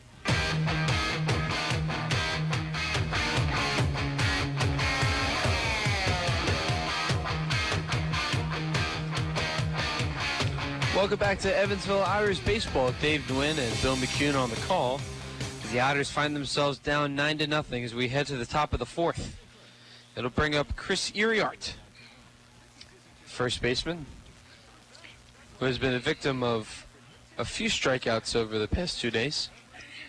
First pitch to Iriart is low and away for a ball. Count now at 1-0 with a fastball by P.J. Brown. He struck out his last time at bat, if I'm not mistaken. At least I know I heard you say he struck out. Yes.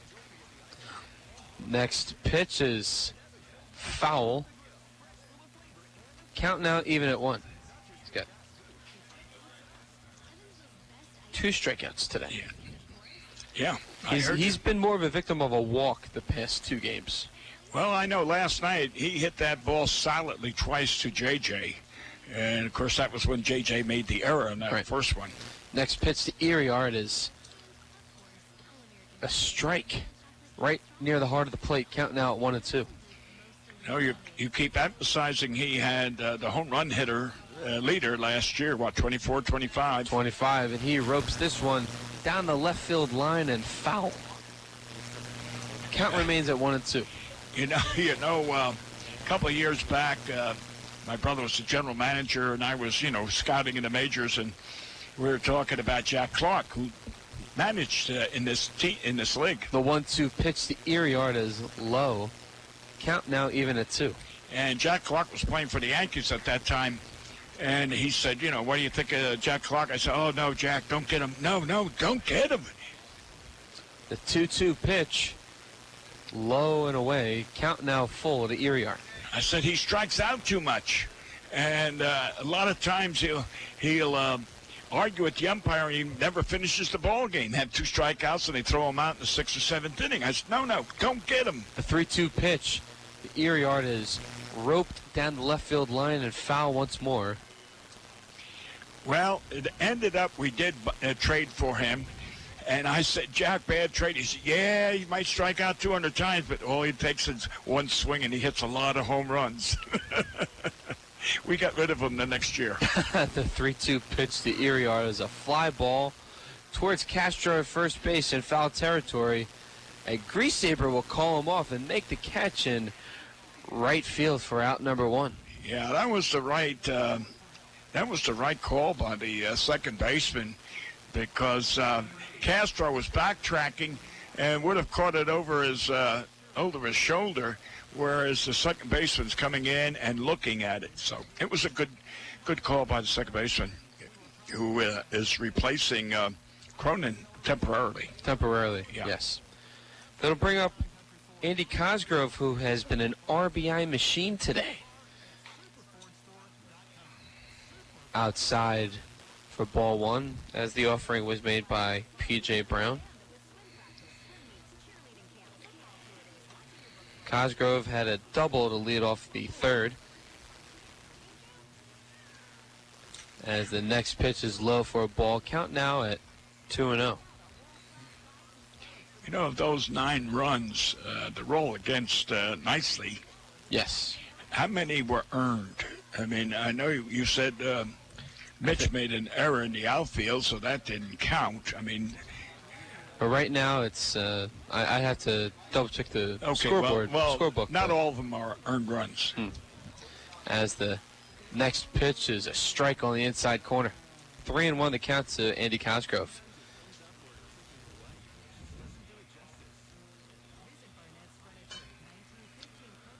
The 3-1 pitch.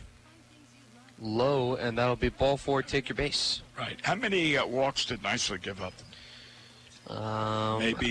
Maybe 4 or 5. They'll bring up Alex Santana to the plate, playing designated hitter tonight.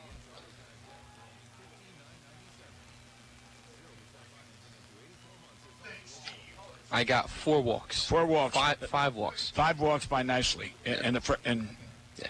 Okay. The first pitch, right there for a strike down the heart of the plate. Counted 0-1 to Alex Santana, who in his first at-bat got a single, later scored, and then he walked and scored. The 0-1 from Brown. Pop-up. Get out of the way, pitcher. Rizzatello throws off his mask, and then Castro calls off Rizzatello to make the catch for out number 2. Yeah. Another. You always, I know you know this, and you've played enough baseball to know, and I'm only reciting something. Always yield to the fielder that's coming in looking at the ball rather than the one that's backing up. That's good to know. Yeah. And it'll bring up Kyle Davis, who has done some damage at the plate. He walked his last time up, had a single in his first at-bat in the second inning as a part of a 4-run second inning for the Miners. This pitch to Davis is outside for a ball. Count at 1-0 with 2 outs.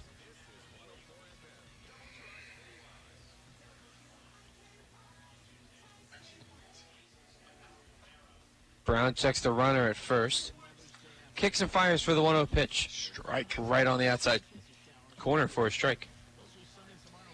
So what time did you get home last night? Around, let's see, it finished here, I guess around 11:45. No, the game was over at 11:30, so I left here around 12:15, got home at 12:30, and went to sleep.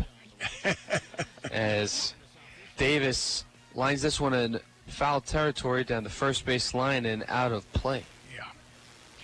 Yeah, I went home myself and had an Oreo cookie, glass of milk, and I jumped under the covers too. Oh, man. I got some Chips Ahoy cookies in my apartment. And I got up this morning and took a shower and shaved and put the electric fireplace on and then went to church. I need to do that after today's game if there's any messes available. As a swing and a miss for strike 3 from P.J. Brown will end the inning. No runs, no hits, a few men left. We head to the bottom of the 4th. 9-0 Miners, the score. You're listening to Evansville Otters Baseball on 91.5 WUEV and the Otters Digital Network. The Evansville Otters would like to thank Sinorama Evansville for their support this season. Sinorama Evansville is a multi-application supplier of custom-made signs, banners, and decals in the tri-state. Located at 1300 North Royal Avenue in Evansville, Sinorama is open 8 a.m. to 5 p.m. Monday through Friday. They can be reached by phone at 812-477-7763 and can be found online at sinorama.com/in-Evansville. Sinorama Evansville, a proud supporter of Evansville Otters baseball. Join me, Gina Moore of the Brown Sisters, and the Evansville Philharmonic Orchestra as we celebrate Indiana music legends at the Victory Theater on Sunday, May 19th at 4 p.m. Experience this tribute to Indiana icons with music by Cole Porter, John Mellencamp, and Michael Jackson. Plus Thriller, Begin the Beguines, Bohemian Rhapsody, and the Brown Sisters performing God Bless the USA. Order tickets online at evansvillephilharmonic.org or call 812-425-5050.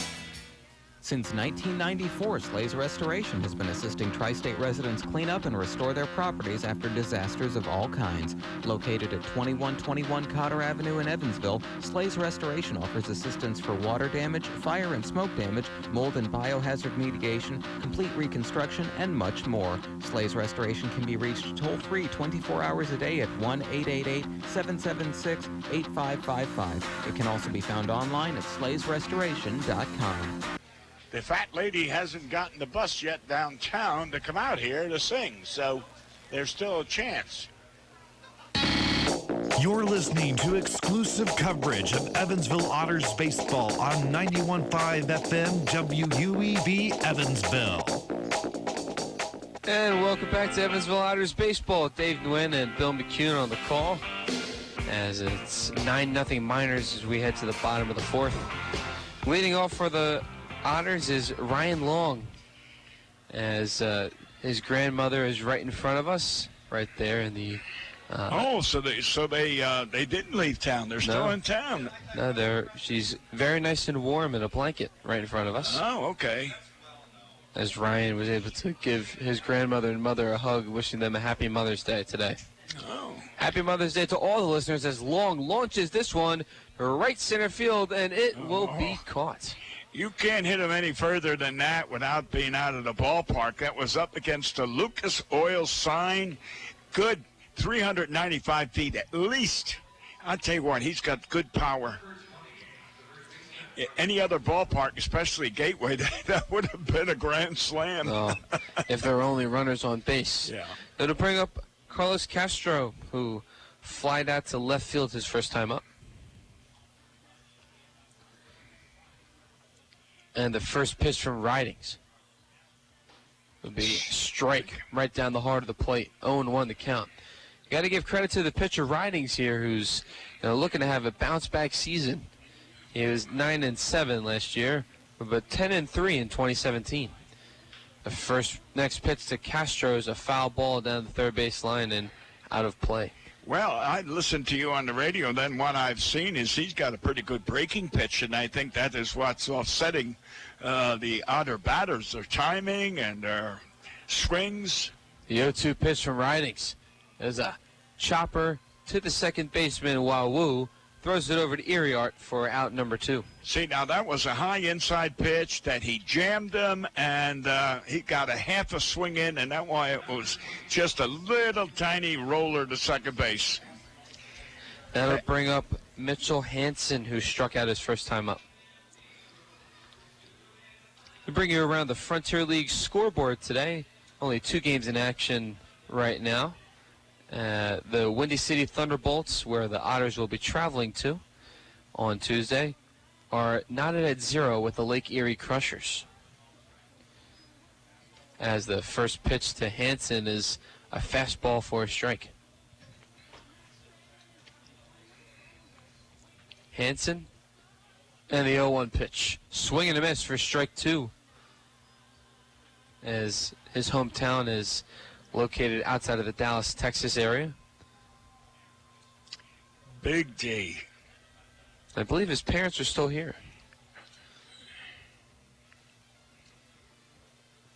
Ridings, kicks and fires for the 0-2 pitch. Way outside, out of the glove of Cosgrove. Count now at 1-2.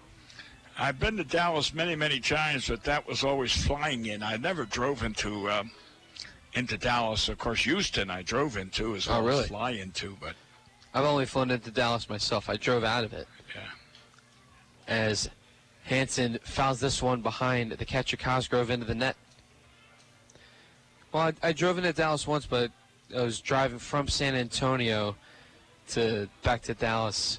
I watched Villanova win the 2018 National Championship against Michigan. and drove from San Antonio to Dallas into the night. As Hansen flies this one into right center field, and it'll be a base hit. Second hit of the day for the Otters. Right. Well, we've gotten our hits with 2 outs, and of course, it's a known fact in baseball that a lot of runs score when there's 2 outs. Well, the Otters could use at least one. It would be sad if they didn't score any runs today. Yeah. We'll bring up Jack Meggs, the left-handed batter, playing left field today. Meggs had a strikeout his first time up.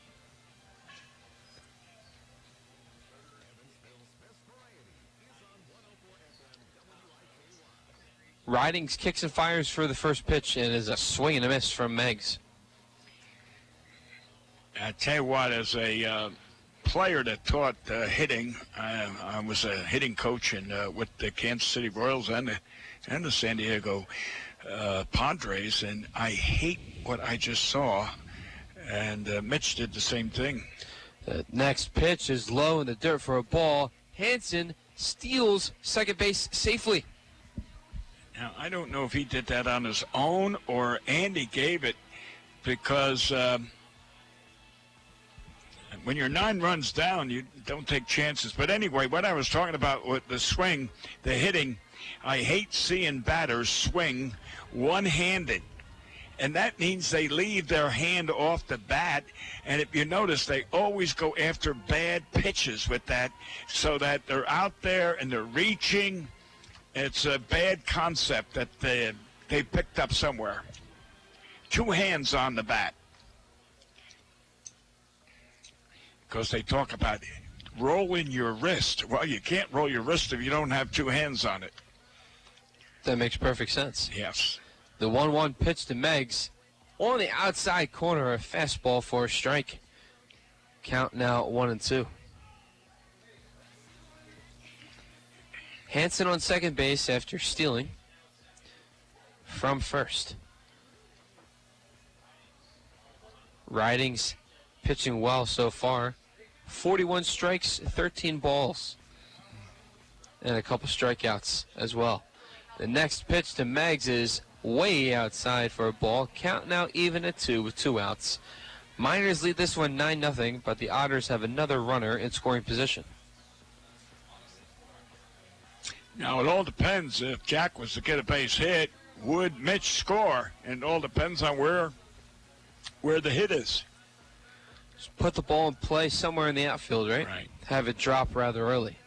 The next pitch to Meggs is low. Count now full with 2 outs. Otters trying to get any type of momentum, as they have not had that in the past few innings. 9-0 Miners in the bottom of the 4th. Otters only have 3 hits thus far in the game. That's still young. Still early. Ridings checks Hansen at second, and the 3-2 pitch is a pop-up in foul territory, playable for Erie Art, and that will end the inning. No runs, a hit, and 1 man left. We head to the top of the 5th.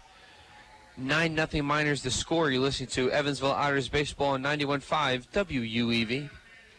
SRG Global, a Guardian company, would like to wish the Evansville Otters the best of luck in today's contest. Founded in 1932, SRG Global is one of the world's largest manufacturers of chrome-plated plastic parts for the automotive, commercial truck, and household appliance industry. Located locally at 601 North Congress Avenue in Evansville, SRG Global can be found online at srgglobal.com. They can also be reached in Evansville by phone at 812-477-6151. The Tin Fish Restaurant, located at 300 West Jennings Street in Newburgh, Indiana, is a proud supporter of Evansville Otters baseball. Independently owned and operated, the Tin Fish menu features salads and sandwiches, as well as seafood platters and combos, and seafood burritos, tacos, and burgers. The Tin Fish Restaurant is open 7 days a week from 11 a.m. to 8 p.m. It can be reached by phone at 812-490-7000. The Tin Fish Restaurant. Injuries are inevitable. It doesn't matter if you're playing baseball, walking the dog, or falling from a ladder. Injuries happen. When they do, Tri-State Orthopedics offers treatment for sprains, strains, and fractures by medical specialists. Tri-State Orthopedics is located at 225 Cross Lake Drive in Evansville, just north of the Lloyd and I-164. Tri-State Orthopedics can be reached by phone at 812-477-1558. Its urgent care line is 812-474-OUCH. Tri-State Orthopedics, a proud supporter of Evansville Otters baseball. Dave Nguyen and Bill McCune behind the plate. Or behind the plate. We are behind the plate, but we're in the booth and on the call. And I spent my livelihood behind the plate. So, Bill, you'll always be behind the plate. Yes, the general. As Anthony Brocato steps into the dish. He has a single and a walk tonight. And his single drove in at least 2 runs the last time he was at bat. First pitch to him is a strike. I know. Second pitch is a strike. I know I'm bragging when I say this, Dave, but in all the years I played high school, the Army, semi-pro, and pro. As the next pitch to Brocato is low for a ball. When I got behind that plate, I was in charge. Only once in Eau Claire, Wisconsin, did I yield. The 1-2 pitch from Brown is foul and out of play, going to the roof. There was a pitcher that was sent down from AAA to get in shape. Don, and the only one that had a car, and he was married, and I listened to him. The next pitch is fouled down the third base line and out of play to Anthony Brocato, who's from Helmetta, New Jersey. Went to St. John's, so he's a member of the Red Storm. Yes, and I heard you say on the radio, probably the best school in the East. For baseball. For baseball. I heard that, and I contest that. Seton Hall is. That's right. You're an alumnus of the Seton Hall Pirates. Yeah. As well as Jason Garrett, the other broadcaster for the Miners, is a Seton Hall graduate. Yeah. Next pitch to Brocato's alone the dirt, making the count full at 3-2. Yeah. Villanova is competitive, but they haven't been able to get to the same records as Seton Hall in the Big East. Right. As there's a fly ball to right field, Hansen going back to the wall, and that ball is gone. Over the Bud Light Lime patio. That ball was crushed. Hansen tried to run back as quick as he could, but as soon as he saw that ball was over the fence, he had no chance. Brocato touch them all. It's a solo shot, increasing the Miners' lead to 10-0.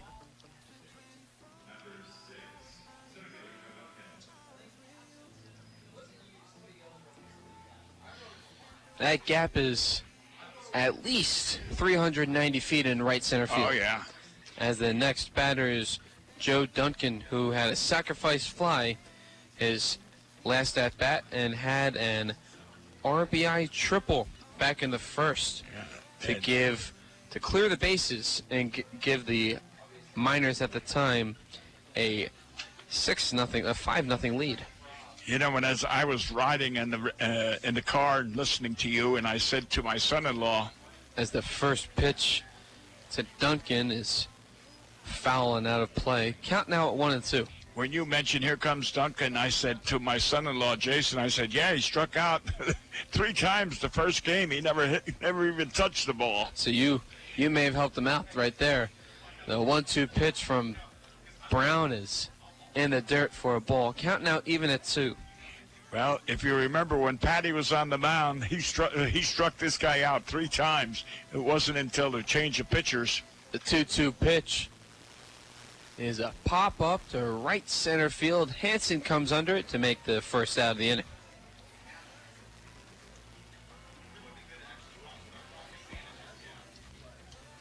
Bring up the top of the order for the Miners, and Gianfranco Wawu will step to the dish.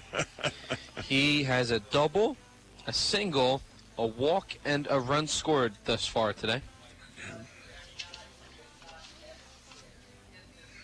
A guy you called Woo-Woo last night. Wawa. Oh, Woo-Woo, yeah. Last night, yeah, Woo-Woo.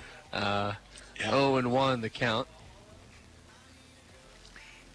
No, he's been hitting the ball silently. He only struck out once in all of these games. As the next pitch from Woo. Woo woo or wah wah. I could go for wah wah right now. Yeah. 1-1 the count with one out. 10-0 Miners. As a ground ball to Wong misplays it. Oh, no. Off his chest. No, he didn't misplay that. I mean to disagree with you on that, Dave. That was a bad hop.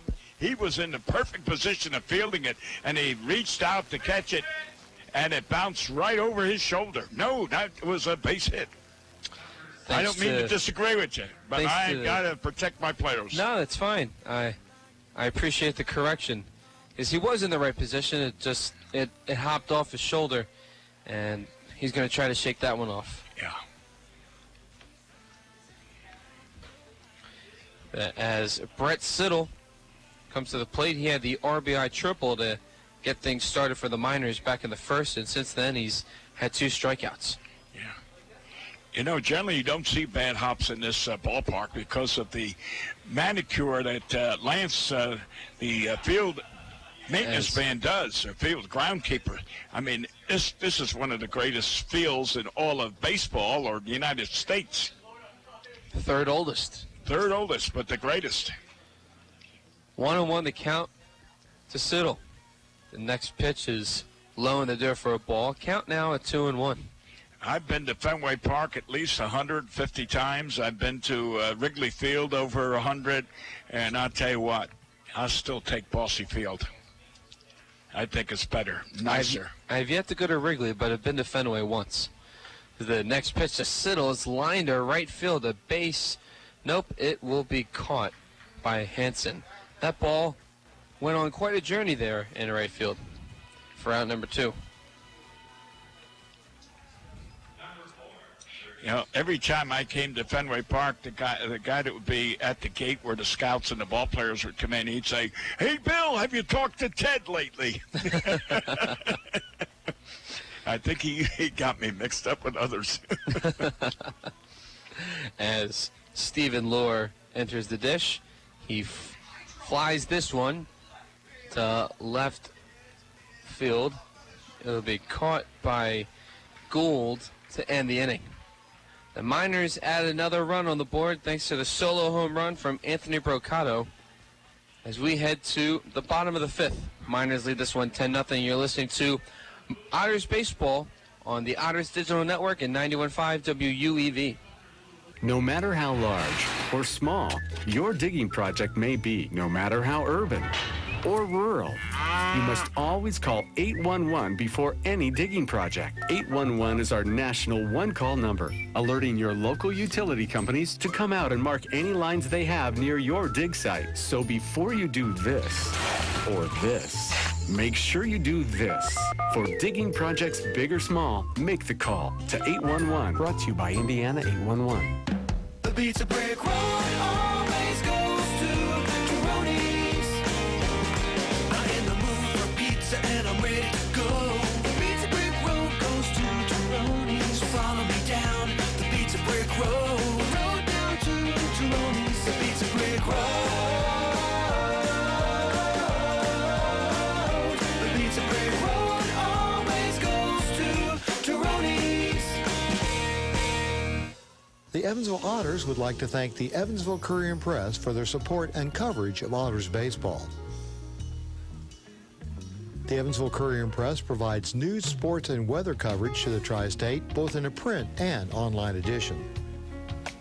The Evansville Courier and Press can be found online at courierandpress.com, as well as on Facebook, Twitter, Instagram, and Pinterest. The Evansville Courier and Press, a member of the Journal Media Group. As the next pitch from Woo. Woo woo or wah wah. I could go for wah wah right now. Yeah.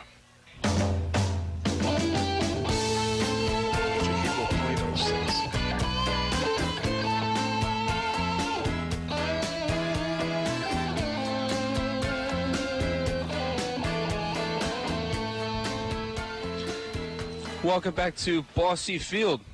Dave Nguyen and Bill McCune on the call. Otters find themselves down 10-0 here in this very cloudy and fairly cold Sunday afternoon, and we want to wish all the mothers out there listening and watching a happy Mother's Day.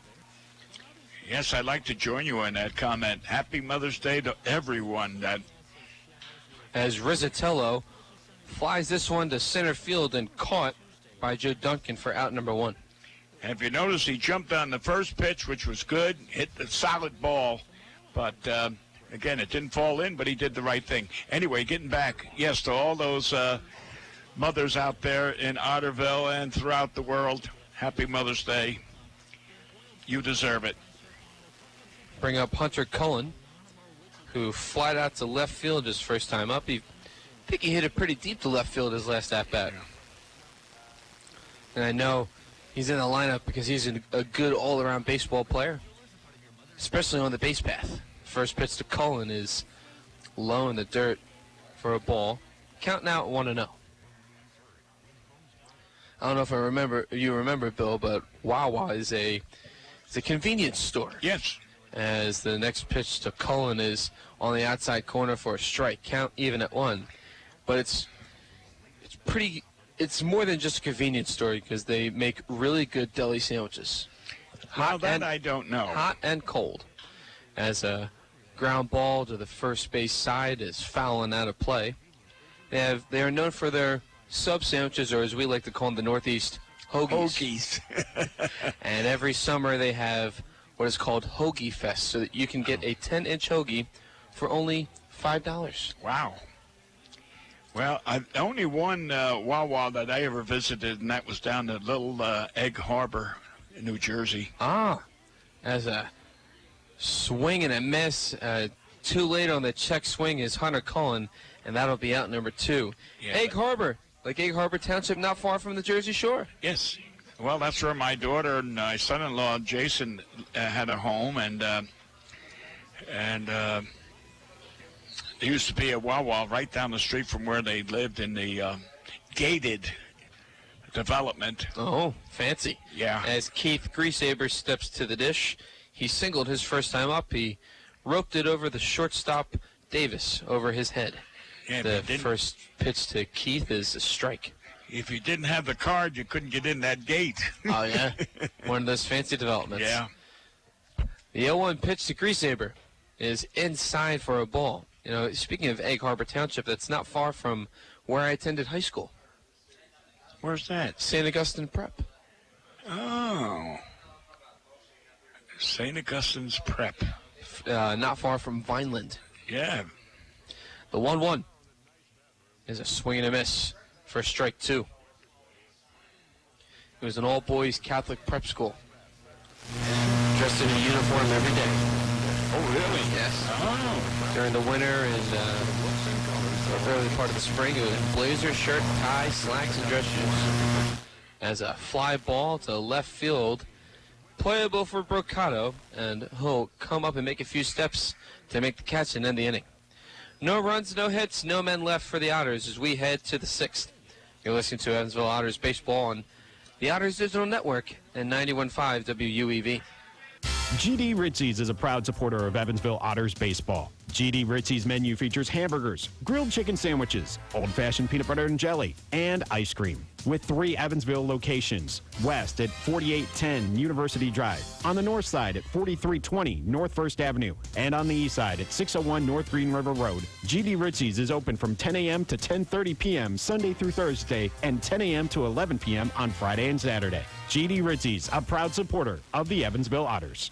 Heritage Federal Credit Union has 7 full-service branches in both Evansville and Newburgh, serving more than 38,000 members. Membership is open to anyone who lives, works, worships, or attends school in Vanderburgh or Warwick County. Heritage Federal Credit Union offers mortgage and consumer loans, checking and savings accounts, as well as online banking for members. Heritage Federal Credit Union can be reached toll-free by phone at 1-800-858-1693. It can also be found online at hfcu.info.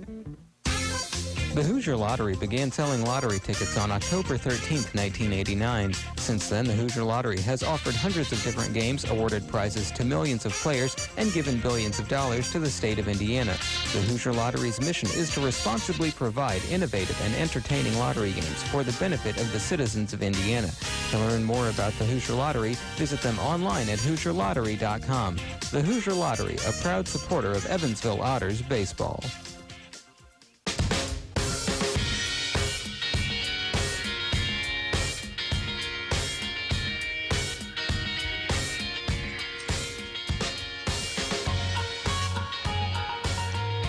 And welcome back to Evansville Otters baseball.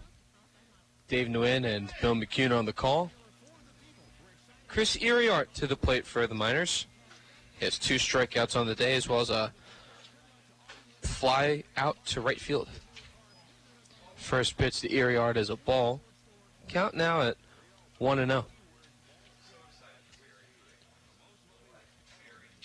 A cool 61 degrees here at Bossy Field, as the next pitch from P.J. Brown, the lefty, is low in the dirt. Make that count now 2-0. A chilly homestand, to say the least, huh, Bill? I would say so. It's football weather, but the Otter fans, they support the Otters, and they're out here in a good attendance, put it that way. Yes. And we're thankful to them. Absolutely. The next pitch is low in the dirt for a ball. Count now at 3-0. The next pitch to Iriart is on the inside corner for a strike. Count moving to 3-0, 3-1. Brown wastes no time. He'll kick and fire with the 3-1 pitch. It's a foul ball behind Rizzatello into the netting and out of play. If you notice, Dave, and I know you do, home run hitters don't change their style of batting when they got 2 strikes. They're still swinging for the fences. The 3-2 pitch as Iriart lines this one to the left center field, and that will drop and go to the wall. Iriart will stand tall with a double. He does have good power, but led the league in home runs, RBIs, and runs last year. Right. But, you know, as I say, if you look at home run hitters, they strike out an awful lot because they don't change their style of hitting, whereas many of the other ball players become defensive hitters. All they want to do is put the ball in play. To bring up Andy Cosgrove, the new catcher for the Miners today, as Nieto made the first 2 starts at catcher on Friday and Saturday. I noticed this guy on his throws to second on concluding the inning, and he's got a pretty good arm. As Brown locates the fastball just a little bit low for a ball. Count now at 1-0. Even when Mitch stole second base, he threw a beautiful throw to second. It's just that Mitch got a big running start. Yes. Cosgrove from Kirkland, Washington, as he rips this one to Gould at short, throws it over to first for out number 1.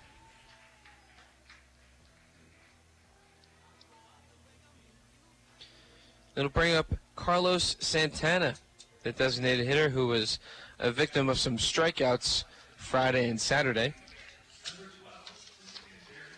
He has a single, a walk, and a fly out to around the area where the catcher is, and that's where Castro came in and called off Rizzatello to make the out last time up. Well, fouled this one down the first base line and out of play.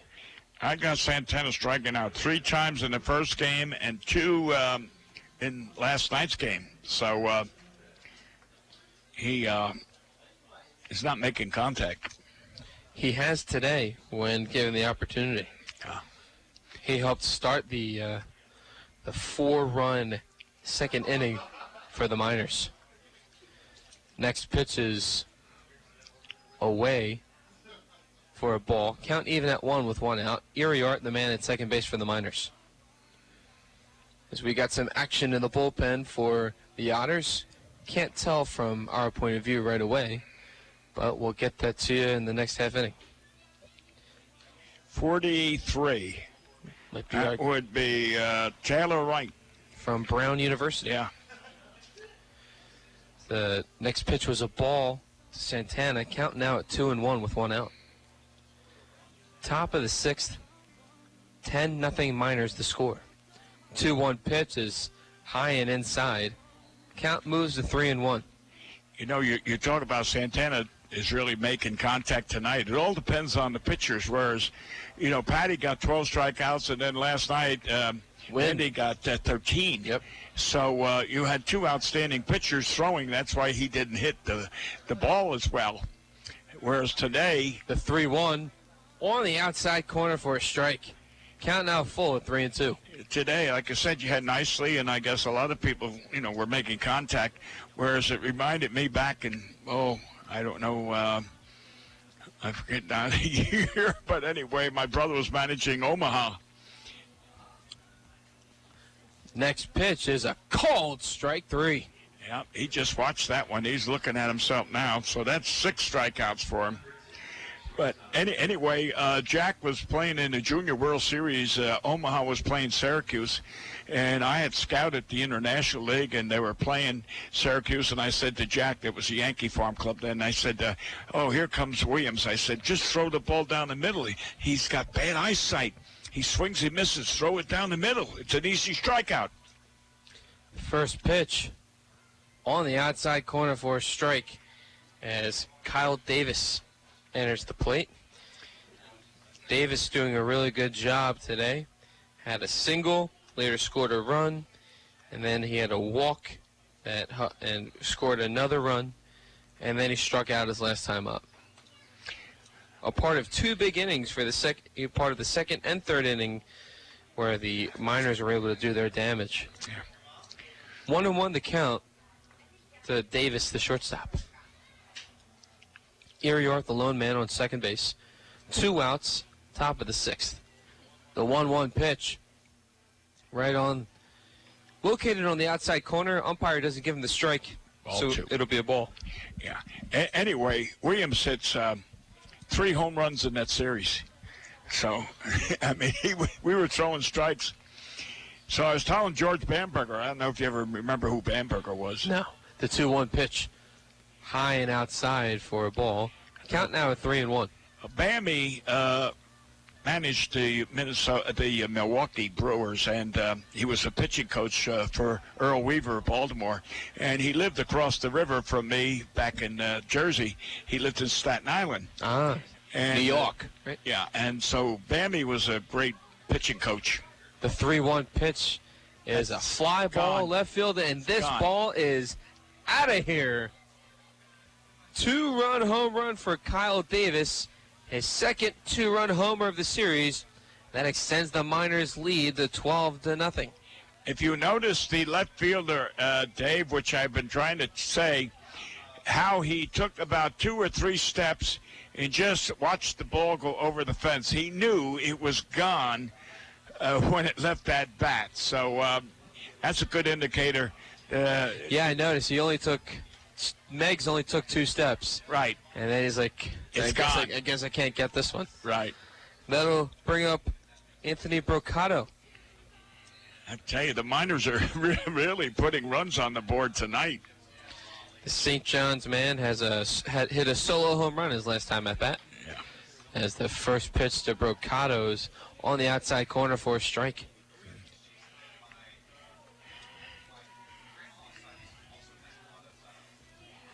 Brown trying to get the Otters out of the inning as Brocato fouls this one out of play down the first base line. Well, one of the things I was trying to explain about Bammy, and you should learn, not you, I don't mean it this way, a scout should learn from others the mistakes you're making. So he said, swing and a miss, strike 3. Otters get out of the inning, but they allow a 2-run home run from Kyle Davis. 12-0 to score in favor of the Miners. You're listening to Otters Baseball on the Otters Digital Network and 91.5 WUEV. The International Brotherhood of Electrical Workers, Local Chapter 16, would like to take time to say, Go Otters! The IBEW Local 16's jurisdiction includes 13 counties in southwestern Indiana, as well as Wabash County in Illinois. Its members are divided into several categories of electrical work, including inside construction, maintenance electric, residential wiring, and sign classifications. More information on IBEW Local 16 can be found online at IBEW16.net.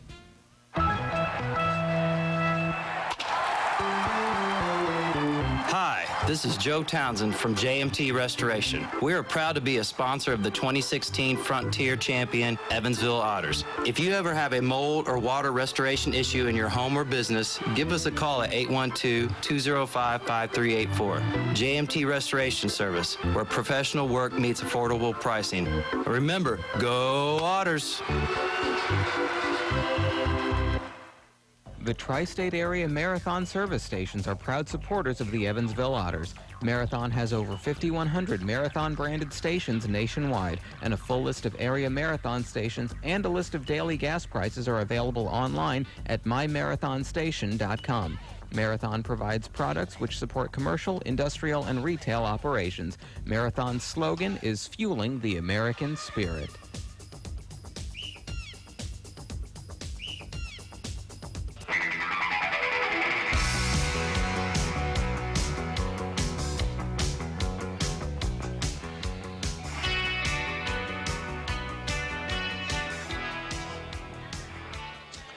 And welcome back to Evansville Otters Baseball. Dave Nguyen and Bill McCune on the call. Got a new hitter for the Otters. Looks like Dakota Phillips. Dakota Phillips, he was a catcher, but he's also a utility guy. Andy likes him playing the field when necessary as well, as he'll take over for David Cronin. We hope David Cronin is okay, as he injured his right leg earlier in the ball game. Yeah, he had that ball that went off his leg. Yeah, it looks like it. His right foot or his right shin. As Phillips takes a big hack right here for a strike. Just missed it.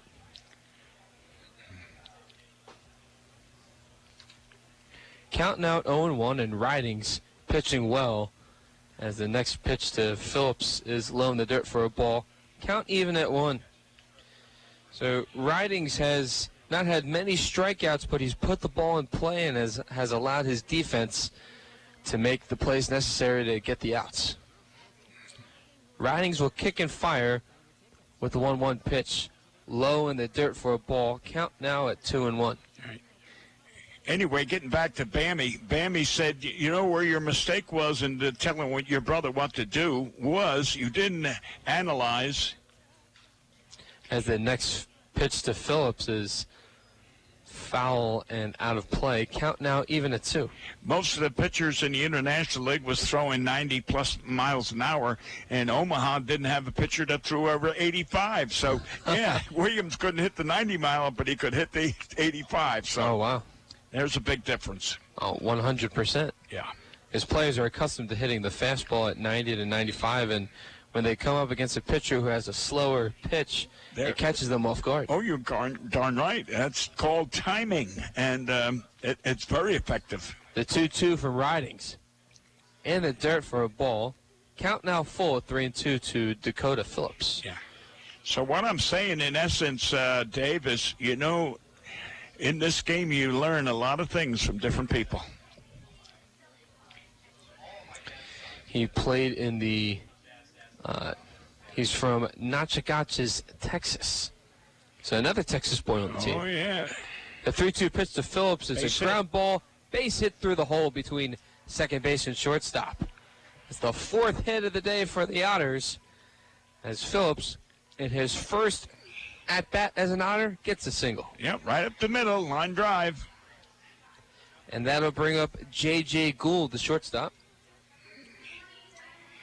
Well, and this is the first time the Otters have had a runner on first base with no outs. That's right. Normally there's 2 outs when they got a runner on. Yeah, things haven't, I mean, game's still going on, but early on, things have not gone well for the Otters. Austin Nicely had a good reputation coming in. You know, he had a winning record last year, had made 20 starts, but just wasn't able to pitch well enough in today's game. He was pulled in the third. You know, some of the best pitchers, you take Roger Clemens recently and Bob Feller in the past. Roy Halladay. And they were great pitchers, but they didn't win every game either. Right. You know, so the pitcher, it's like a batter that bats 300. That means 7 times he's not getting on. Mm-hmm. So Nicely didn't have a good day today. That's it. 1-1 the count to Gould, and Ridings with the 1-1 pitch way inside. Yeah. That nearly hit him. Yeah, he should have, in this situation, he should have stayed in there and taken it off the shoulder and put runners on second and first, with no outs. Take advantage of every little mistake you can. I couldn't agree more, Bill. The 2-1 pitch, high for a ball. Count moving to 3-1. Phillips, the man on first. He hit .353 with 14 home runs and 47 RBIs when he was in college at Tennessee Wesleyan. So one of the smaller colleges in America. But 300, no matter what. Swing and a miss for Gould. Count now full at 3-2. Whether you're playing high school, college, or professional baseball, when you're batting 300, that means you're making contact. He played with the New York Bucks last year of the Independent Empire Professional Baseball League. So, one of the many new faces for the Otters in Dakota Phillips. As Gould flies this to center field, caught easily by Duncan for out number 1. That'll bring up Ryan Long, who has 2 flyouts to center field today. I think at least he would want to do is get a hit. And he has been very productive in the previous 2 games of this homestand. Well, again, I repeat, as long as you're hitting the ball, someone's going to fall in and some are not, but you're making contact, and that's what counts. As the first pitch to Ryan is low and outside for a ball. Count at 1-0, the former Texas Tech Red Raider. He was accepted to Texas Tech, Baylor, TCU, and Arkansas. But as the next pitch to Ryan Long is low and outside. Oh, it's a strike right on the outside corner. Excuse me. Yeah, that umpire put that fist up. But when Ryan was picking his college to attend, when he walked on to the campus at Lubbock, it was just that feeling. He fell in love with it right away. Oh, yeah. Sometimes you can't describe it when you're on these different college visits. That's true. As Long calls time, stepping out of the batter's box. I hate to say it. I have a granddaughter that went to IU. Oh, yeah? As a foul ball from Long behind the plate. Count now at 1-2. Anyway, she's from New Jersey, and she entered IU and just couldn't adjust. No? Couldn't adjust, so now she's in West Virginia. Oh. But the point was, you're right. You walk into a campus and you feel comfortable, or you're uncomfortable.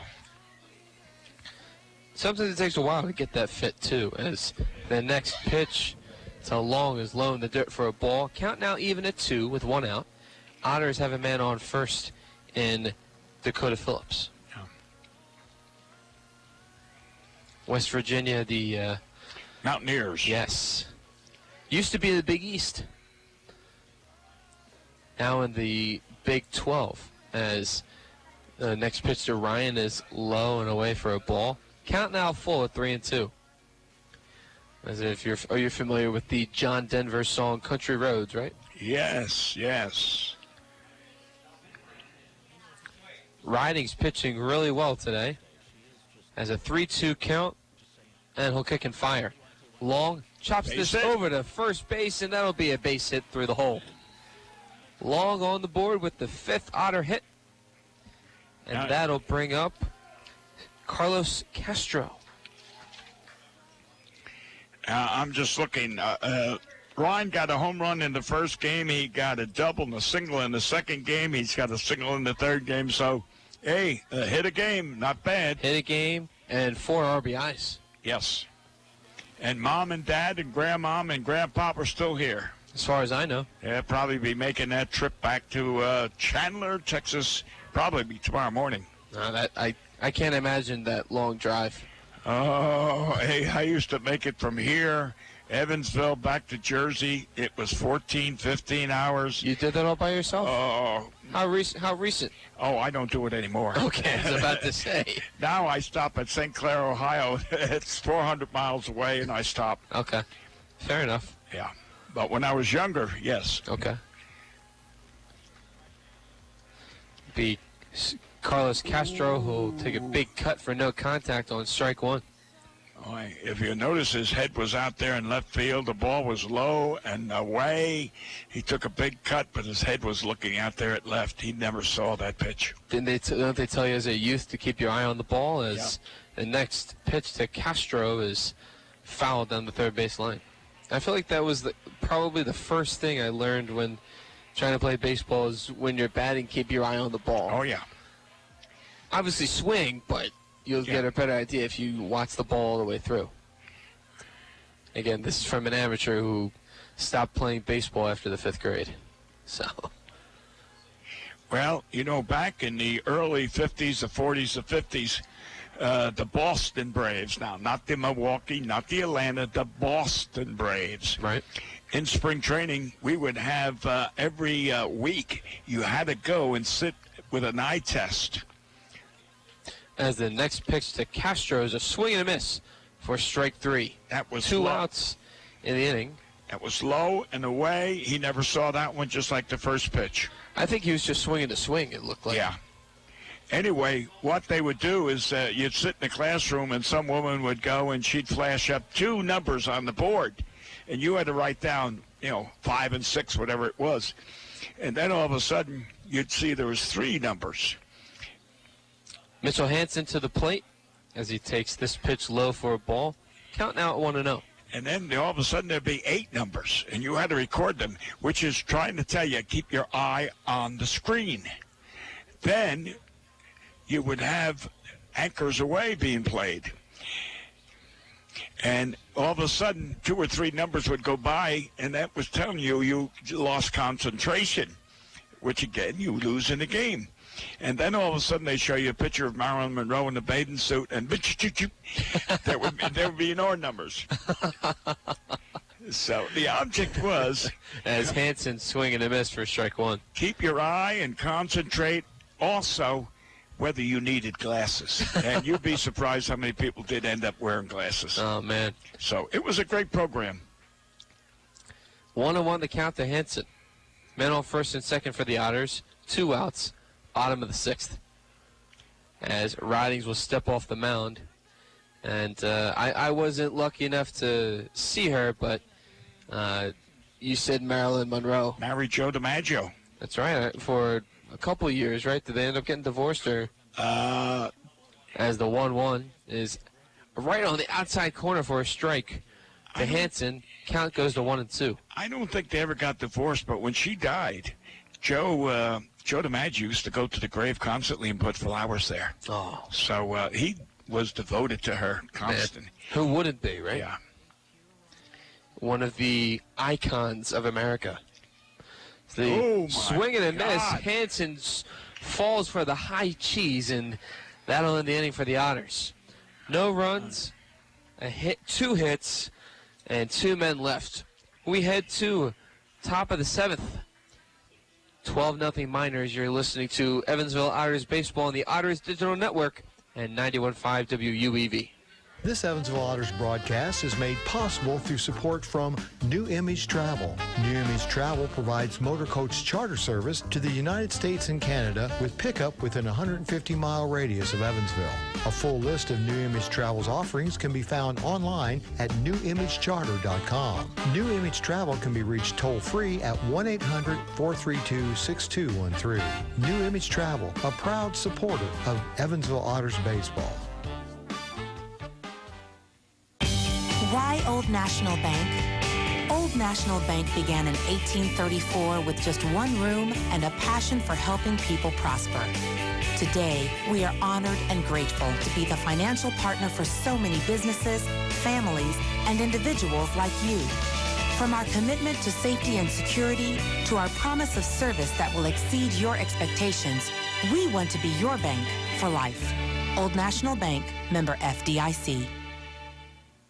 The local area Pepsi Bottling Group distributors would like to wish the Evansville Otters the best of luck in today's contest. Featuring Pepsi Company products for distribution to retailers and vendors in the tri-state, the Pepsi Bottling Group has 3 tri-state locations at 901 East Diamond Avenue in Evansville, 2605 West Main Street in Marion, Illinois, and at 3081 Kentronics Drive in Owensboro. More information on Pepsi products can be found online at PepsiCo.com. Pepsi, a proud supporter of the Evansville Otters.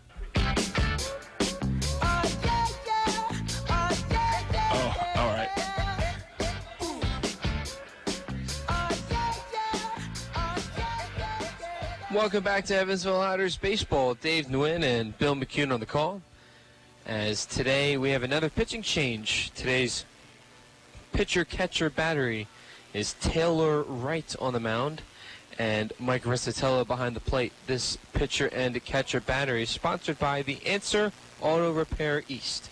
Find your battery needs at The Answer Auto Repair East, located on 2319 North Green River Road, or call at 812-475-9000. Wright, a man from Berwyn, Pennsylvania, located outside of the Philadelphia area, attended Episcopal Academy, one of the premier private schools in the Philadelphia region. And that'll bring up Joe Duncan to the plate here in the top of the 7th. 12-0 Miners, as they couldn't muster up many runs on Friday night and Saturday night. They are unleashing the bats today. Wright attending Brown University, as the first pitch is low for a ball. Count now at 1-0. He's been in all 3 games, has he not? Two of the 3. Right. Well, he pitched in the exhibition game. Yes. Yeah. Okay. So that's 3 games. But all right. First stop in any kind of professional baseball for Taylor Wright, as the next pitch is low in the dirt for a ball once more. You remember on Friday night he gave up that 2-run homer to Davis. Yes. Yes. After giving up the home run, he got a couple groundouts and ended the 8th with a strikeout. Right. As the next pitch is low once more for a ball. Count now at 3-0. And I think in the exhibition game against the Miners here, I'm trying to think, Jacobs Village night, I think he pitched 1 inning. Yes. 3-0 pitch from Wright is inside. Ball 4, take your base.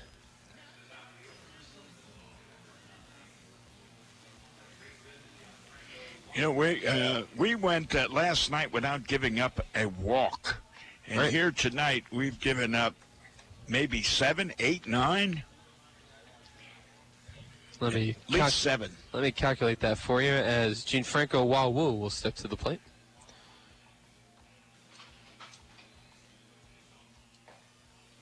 First pitch from Wright is a called strike. 0-1 the count. He's got 1, 2, 3, 4, 5, 6. 6 walks. The 0-1 pitch from Wright, swing and a miss for strike 2. Breaking ball on that one.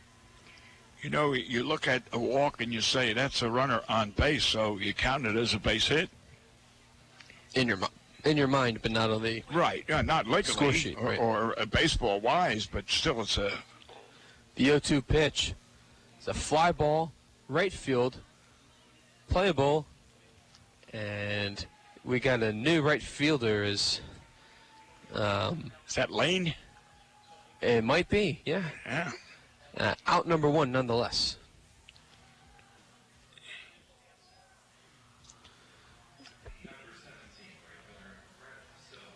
Brett Siddle to the plate, who has 2 strikeouts and a flyout to right field after leading off this game with an RBI triple back in the first. First pitch is low in the dirt for a ball. Count at 1-0.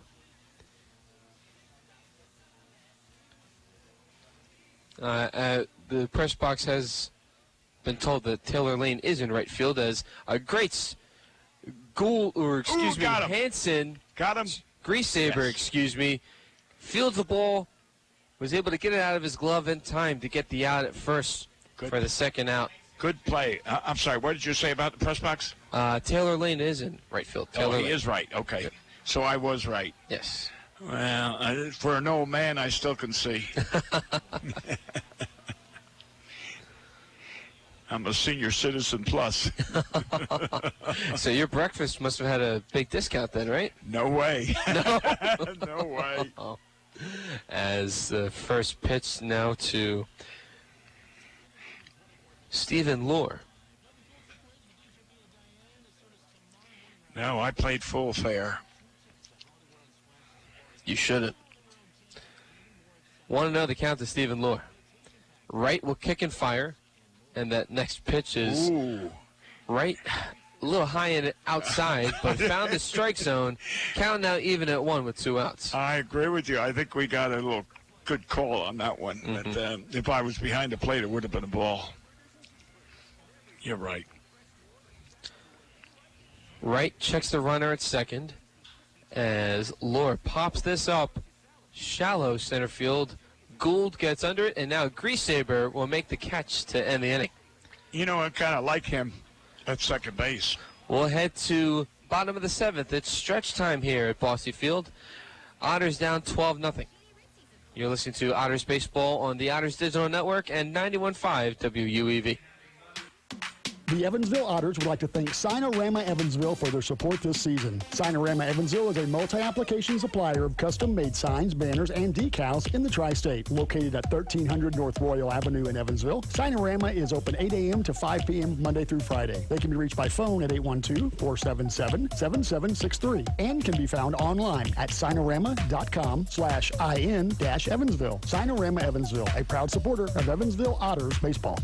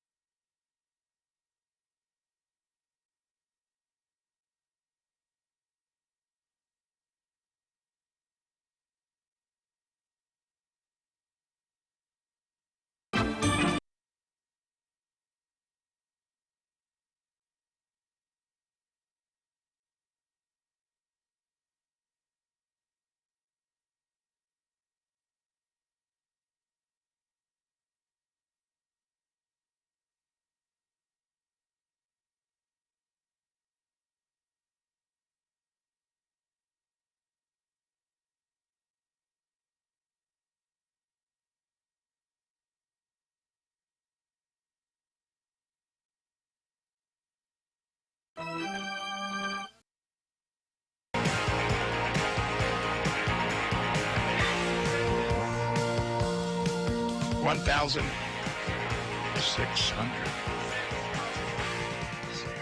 Jeez. As we welcome you back to Bossy Field here in Evansville, Indiana. Dave Nguyen and Bill McCune on the call. As Bill, you were singing "Take Me Out to the Ball Game" just earlier in the stadium, and you did a fine job. Well, thank you. I was competing against Frank Sinatra, and he beat me out. Hard to compete against Frank, right? Well, I was singing New York, New York, and they told me, take the ferry. We'll bring up Jack Meggs to lead off the bottom of the 7th inning. Otters down 12-0. Only have 5 hits to show it. As Ridings, it looks like his night was done. Stephen Ridings pitching excellent baseball and only allowing 4 hits through 6 innings of work. That'll bring up the new pitcher, I believe it's Jack Brink. 39. Brink on the mound as the count is 2-0 to Meggs. Mr. Brink. 2-0. The next pitch is on the outside corner for a strike to Meggs, who's a left-handed batter. It looks now 2-1. It's called strike. It looks like this guy's thrown about 96 or 7 miles an hour. Boy, that is, he's got heat. A right-handed pitcher. Jordan Brink, to be exact. As he got another called strike right on the inside corner. 2-2 the count with no outs. Jordan Brink. Ted Williams used to take 2 strikes, and people used to say why, and all he was doing was timing the pitcher. That's what he was doing, timing. The 2-2 pitch from Brink is fouled down the third base line and out of play to Jack Meggs. You know, that's one of the advantages a pitcher has in pitching insofar as, and Roger Clemens is one of the great ones, you change speeds. You throw a 90-mile-an-hour fastball, then you throw an 85-mile-an-hour fastball, the batter's ahead because he's adjusted to a 90. Or an 80 changeup, right? Or a changeup, yes. The 2-2, right 3. down the heart of the plate for strike 3. Meggs not taking the bat off his shoulder for out number 1. Yeah, he, like I said, this guy's throwing mustard. And speaking of Frank, Rizzatello to the plate, and his walk-up song is My Way by Frank Sinatra. Jordan pitched for the minors last year. I don't remember him, but... he's one of the few returners on the roster. I think the minors had 6 returning players from last year's roster. Yeah. As Rizzatello steps to the dish, he swung at the first pitch and lined it to center field his last at-bat. He also has a line out to the third baseman, for the first baseman, excuse me. 1-0 the count to Rizzatello as he let that pitch go. And the next pitch to Rizzatello is a chopper, a base hit through the hole down the third base side. Mike's on the board as he found a pitch to hit and is safely on first base. Well, you know, I repeat myself when I say Mike makes contact. He doesn't get many hits, but he makes a lot of contact, don't strike out much, but he's a good defensive catcher. So, in baseball, you need a good shortstop, second baseman, center fielder, and an outstanding defensive catcher, and that's Mike. Hunter Cullen to the dish as Otters now have 6 hits on the day, but no runs to show for it. Yeah.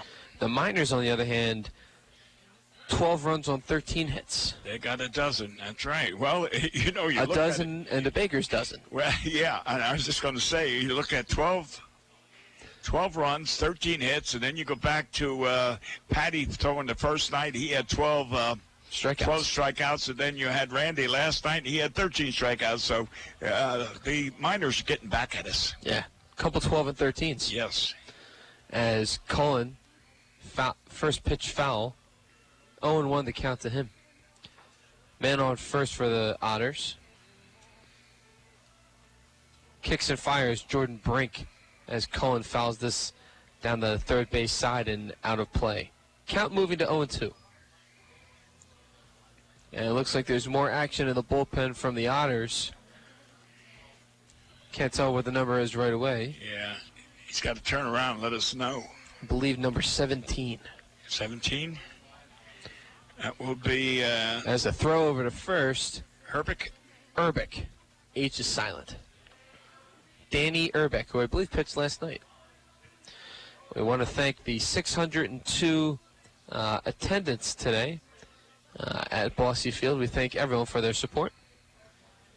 And the 0-2 pitch is fouled once more behind the backstop. See, now, the way this guy is throwing, this Brink, he shouldn't throw a breaking pitch at all. Just throw heat because the Otters aren't catching up with him. Although Mike got a base hit, yes. But this guy throws heat. 0-2 the count to Cullen. The next pitch, ooh, that was close. That was the breaking pitch. A ball low. Count at 1-2. That was his curveball, but it was low. Now, if it was toward his ankles, it might have been different. The 1-2 pitch. Swing and a fly ball. That's a home right run. field, and it is gone. Home run. Hunter Cullen gets the Otters on the board, and it is 12-2. Yeah, that's my boy, Hunter. He's one of our repeaters, and, we can't talk enough about him. We got some great returnees, Long and Mike and now Hunter.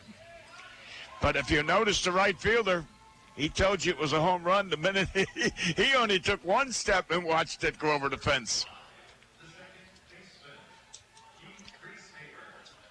10 more of those. We'll right back in this thing, Bill. Oh, yeah. Well, how many home runs have we hit so far this year? We just started. Long got a home run the first game. I think 2. And then Meg's got one, 3. the same. 3. So now this would be our third home run. Okay. As Keith Griesaber steps to the plate. First pitch to him is a strike. Long was our home run hitter last year. What did he have, 14 or 15? 12. 12, okay. Keith lifts this one to left field, and it'll drop for a base hit. Yeah. He stands on second base, tall with a double. And that'll bring up Dakota Phillips, who got a base hit his first time at bat. Yes. And Dave, I don't want you patting me on the back for what I'm going to say, but did I not tell you the Otters generally score in the 7th, 8th, and 9th inning? I don't care what the score is. During the game, come the 7th, 8th, and 9th, they will score. And we're in what inning now? The 7th. The 7th. There you go. All right, don't break your arm patting me. I'm going to need it for the rest of the season, Bill, as the first pitch is low and away for ball 1. Now, you will see that for some reason, the Otters never die. They'll always keep coming back at you. You know, it's like a boxer. Until the count 10, they're still coming. That's the true authenticity of a baseball team. Yeah. The 1-0 pitch, swing and a miss to Phillips. Count even at 1. You know, when you look at this guy Brink, who's throwing heat, but every one of the Otter hits, from Mike Rizzo to Hunter to Keith's base hit or double, they've all been hot shots. They haven't been bloopers. They've been shots. As the next pitch to Dakota Phillips is low and outside for a ball. Count now 2-1. 1 out. And the Otters come on the board with a 2-run home run from Hunter Cullen. Down 12-2. Still got a chance. Brink kicks and fires and throws the heat on that one. That'll be a swing and a miss for Phillips. Count now even at 2 with 1 out. Griesaber hit a double, and he stands on second base tall. You know, as Paul Mattingly back at the station would say, the fat lady hasn't sung yet.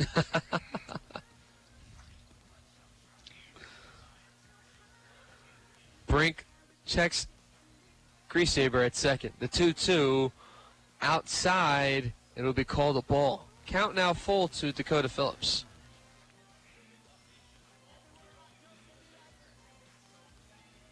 So Dakota is more or less the utility man, catcher, infield, outfield, or whatever? Yes. Okay. Najagachis, Texas. Not good. We'll leave it at that. 3-2, swing and a miss. Strike 3. That was ball 4. Should have taken it. Yeah, it was high and outside. He kind of fell for the high cheese right there for out number 2. Well, you know, you'll see in this league, with 2 strikes, that high pitch is really a strikeout pitch, and a lot of batters, for some reason, they go for it. I guess they make up their mind that a 3-2 count, the pitcher is going to throw it down the middle, so they made up their mind they're swinging first. Then it'll bring up Anthony Maselli to the plate. And it looks like there'll be a defensive substitution afterwards. Maselli appeared last night as well. Yeah, he was in last night's game, yeah. 1-0 the count to Maselli, as we'll wait for the defensive substitutions after the inning. Griesaber, the man on second. 2 outs, bottom of the 7th. Otters on the board with a Hunter Cullen 2-run homer. Still down 12-2. Next pitch from Brink is high and outside for a ball. Count now 2-0.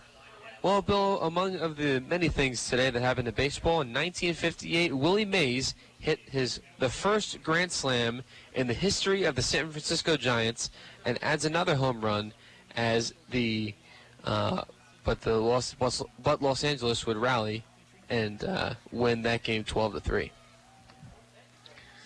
Well, I'm going to give Or no, the Giants won 12-3. Excuse me. I'll give you another little history. You know, Willie Mays was playing for Trenton, New Jersey. Wow. In the Interstate League, Class B, and was called up to the New York Giants. Okay. As the next pitch from Maselli is fouled behind the catcher. I'm not sure it was 1950 or 1951. And I was catching batting practice for the New York Giants, and I always can remember here was the big Willie Mays, and I looked at his wrist, and he had big wrists. Oh, boy. Yeah. Probably one of the reasons why he was a powerful hitter. Yeah. Willie Mays, who's known for his infamous catch in center field. Yeah. Is that in the World Series, I believe? That I don't know, but it was over his head. He ran to the deep center field right before the clubhouse of the deepest part of Polo Grounds. The 3-1 to Maselli is foul down the left field side, the third base side and out of play. Yeah.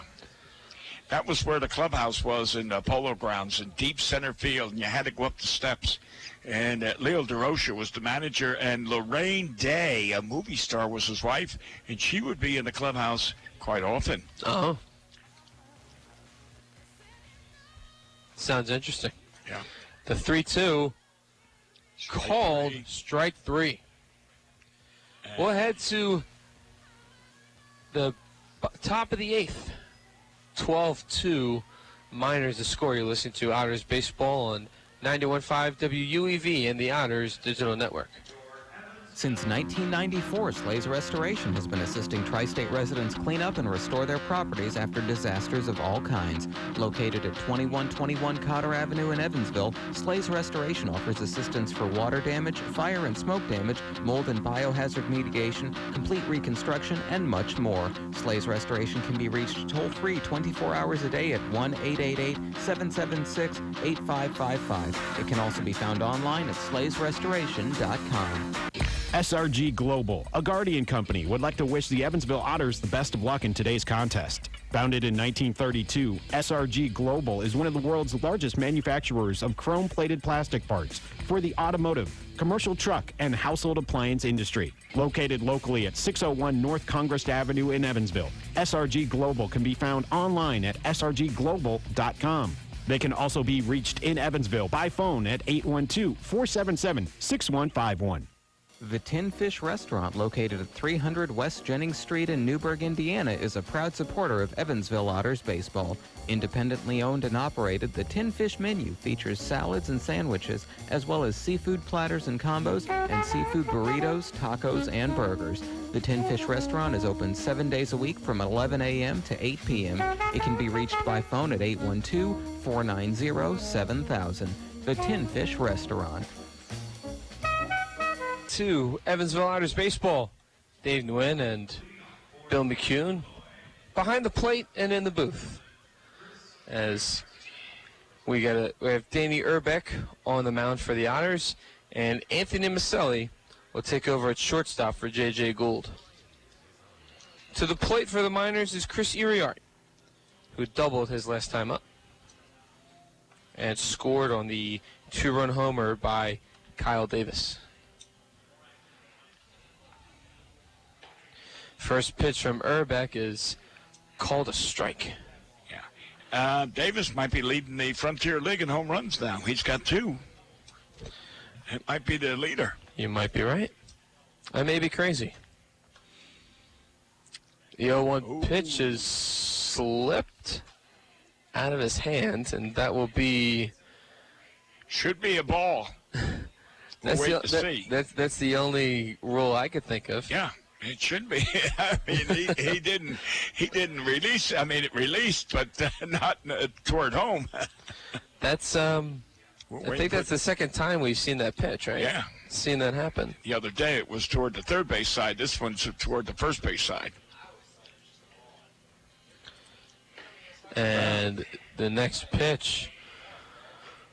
Okay, now let's see. We should have 2 balls and 1 strike, and we got 1-1 up there. And I guess the scoreboard operator doesn't. The umpire didn't give any call. There's strike 2. I know that for sure. There's a swing and a miss from Miriart. Yeah. Generally, the umpire behind the plate never says ball. He just gives you the strike call. Right. He never. So therefore, he didn't give any strike. So assume it's a ball. The 1-2 foul behind Rizzatello, and we'll go at it again. Yeah. I don't know if I heard the other radio announcer, Jason, down there say 2-2. I'm not sure. We know that there is 2 strikes in this at-bat. Yeah. And the next 2-strike pitch is foul and out of play. Well, if he throws another 2 balls, then we'll know it's either ball 3 or ball 4. Which I hope it doesn't, because, we want a strikeout. We don't want to walk. Or any kind of out, nonetheless. Strike 3. Strike 3, see ya on a called strike 3. So we'll never find out. And that'll bring up Andy Cosgrove. It's like Al Capone's what treasure. We'll never find out whether anything's in there. Al Capone. I went to Alcatraz when I was in San Francisco about 9 years ago, and Al Capone was held there. As the next first pitch to Cosgrove is a called strike. Elliot Ness got him. Yeah. He got him on taxes, but that's right. Maybe not on other things, but he got him on taxes. Right. The 0-1 pitch is fouled down the first base line and out of play into the stands. Cosgrove, as we mentioned, played for the Minnesota Twins organization at rookie ball. He was selected in the 17th round of the 2017 draft at North Carolina State University in Raleigh, the Wolfpack. Yeah. ACC boy right here, who probably has, you could argue, might have the best conference for the major sports in baseball, football, and most definitely men's basketball. Swing and a miss for a strike 3. So we got 2 strikeouts. Yes, we do. We'll bring up Carlos Santana, the designated hitter, who had a single, a walk, 2 runs scored, as well as a strikeout.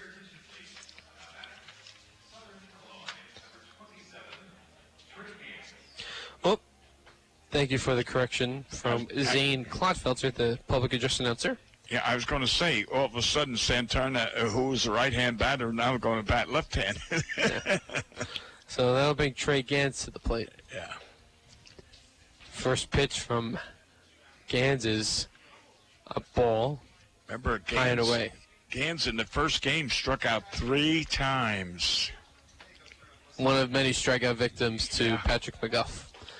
Next pitch from Urbeck is a strike on the outside corner. Yeah, in that first game with Patty pitching, he struck out Duncan 3 times, Seidel 3 times, and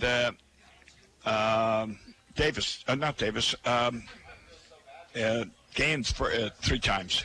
Next pitch from Urbeck is low in the dirt for a ball. Count now 2-1 with 2 outs. So there was 9 of the 12 strikeouts with 3 guys. 2-1, swing and a miss for strike 2 as Gans falls for the high cheese right there. Yeah, he chased that one. Again, that's one of the most effective pitches, a high fastball.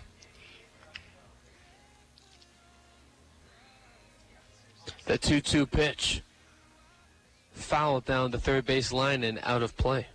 If you notice, besides the high fastball, for a left-hander, throw the ball, a breaking pitch down by his ankles. And they love to golf. Now, if you notice, he just golfed that pitch. It was low, left-hander. We chased it. Urbeck waits for the sign from Rizzatello, and the 2-2 pitch is strike three called on the outside corner. That's we head to the bottom of the 8th.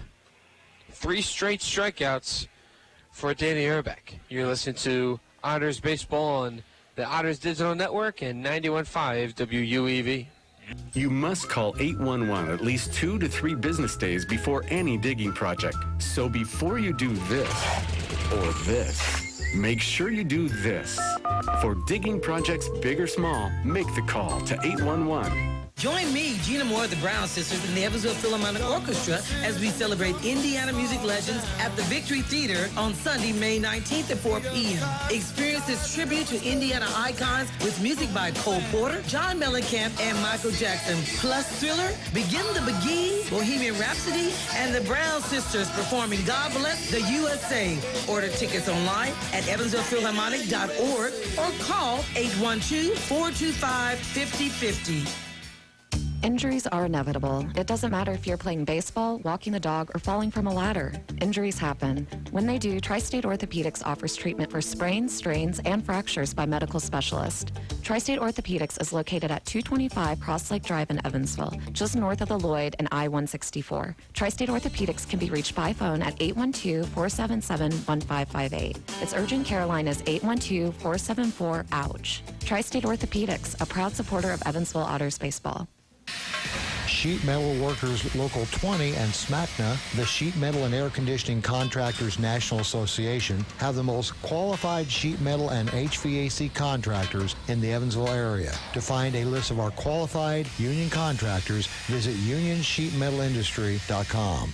Evansville Otters baseball, Dave Nguyen and Bill McCune on the call. We got a pitching change for the Miners, it appears. Nick Duran. Nick Duran, yes. Yeah. Good job on the pronunciation there. Well, I went to the 3rd grade. They tried to keep me back, but not the 2nd, but I made the 3rd. My father slipped him a couple bucks.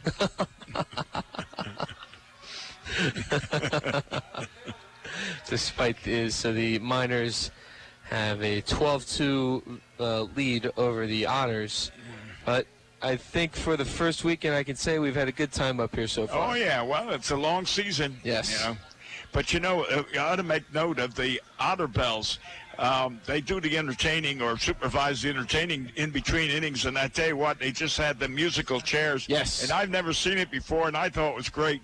They had 3 chairs, 3 guys. And for the first time when they stopped the music, 2 of the guys picked the chairs up.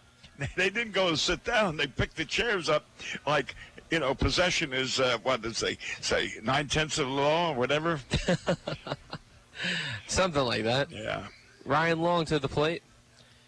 He singled his last time up. First pitch to Ryan is high and outside for a ball. Ryan's been pretty productive this series, and hats off to trying to continue his home run streak from last year. And Dad is down there with the camera taking pictures of him at bat. Mom's eating popcorn, and Dad is taking pictures. As Grandpop and Grandmom are watching. Looks like his grandmother is nice and warm under a nice heavy blanket down there. Yeah. Next pitch to Long is a strike, moving the count to 2-1. Long is hitting .333 in 3 games so far. He's 2 for 5 today with the RBI. Or hitting .400 on the season as an RBI. Ooh. I've noticed now in the 3 games, that particular pitch right there, and that's low and inside, Ryan has backed away and has been called a strike. So 2-2 the count to Long. And the payoff pitch is low. It appeared initially that it hit him. Yeah.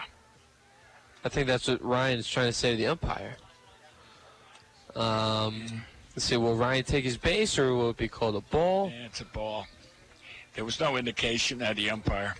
But getting back to Ryan on that particular pitch, that has been his weakness, if you notice, in the 3 games so far, where he when he does swing, it's an abbreviated swing where he's not sure. That's why he's taking it for a strike.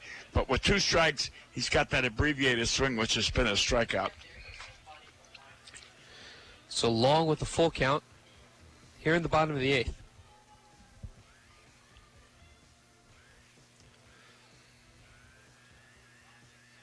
Duran waiting for the sign. Ball 4. And gets a ball which was high away and out of the zone. Take a base, Ryan Long. So he's been on base twice, and last night he was on the base twice. And the first game he had a walk and a homer. So each one of the games he's been walked at least once. And been on base all 3 games. Yeah, base hits or walks as well. Carlos Castro was stepped to the plate. He struck out his last time up.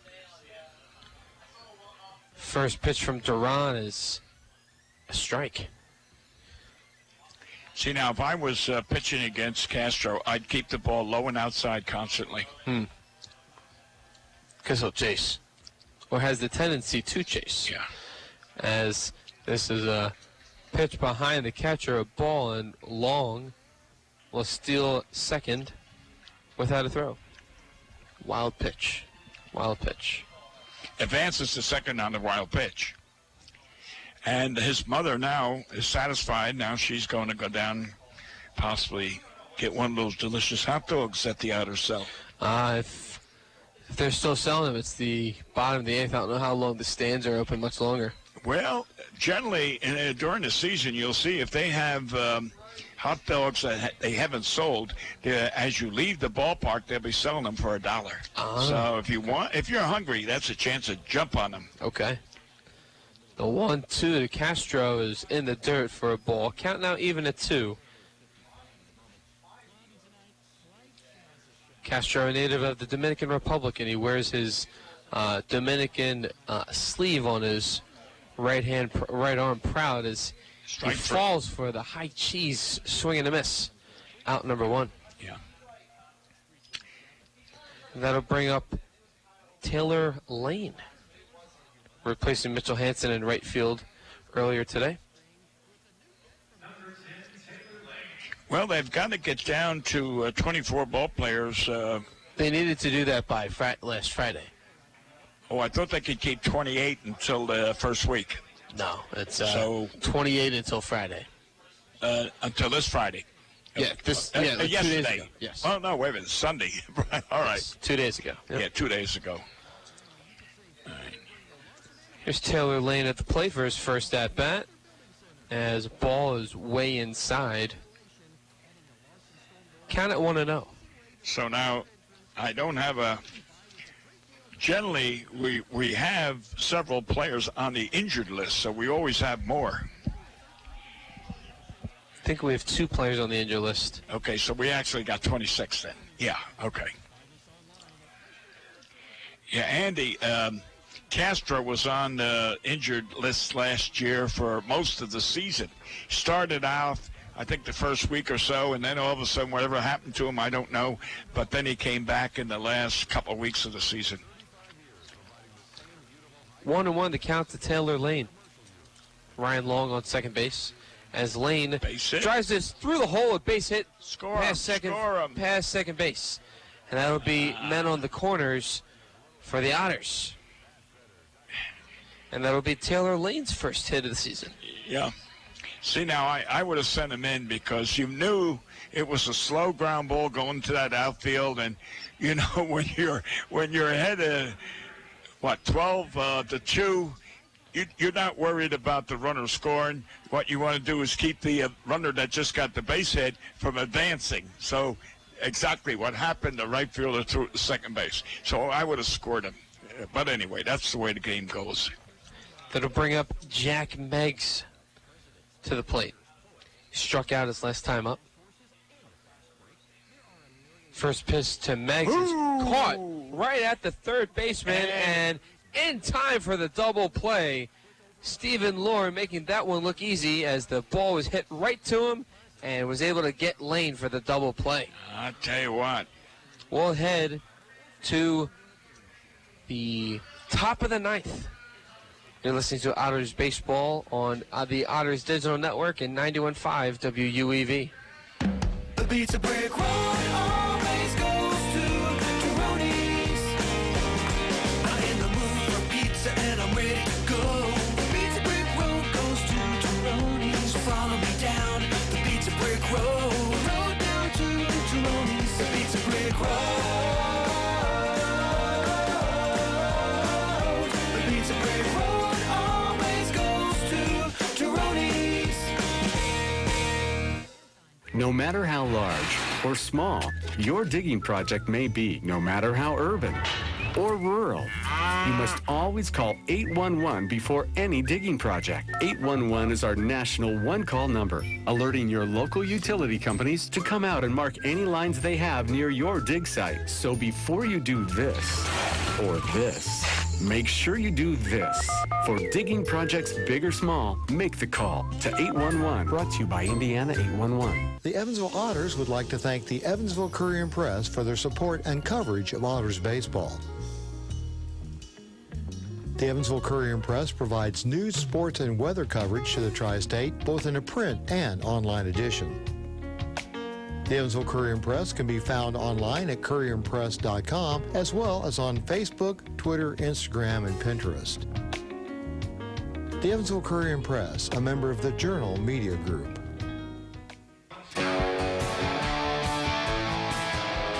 There'll be some change.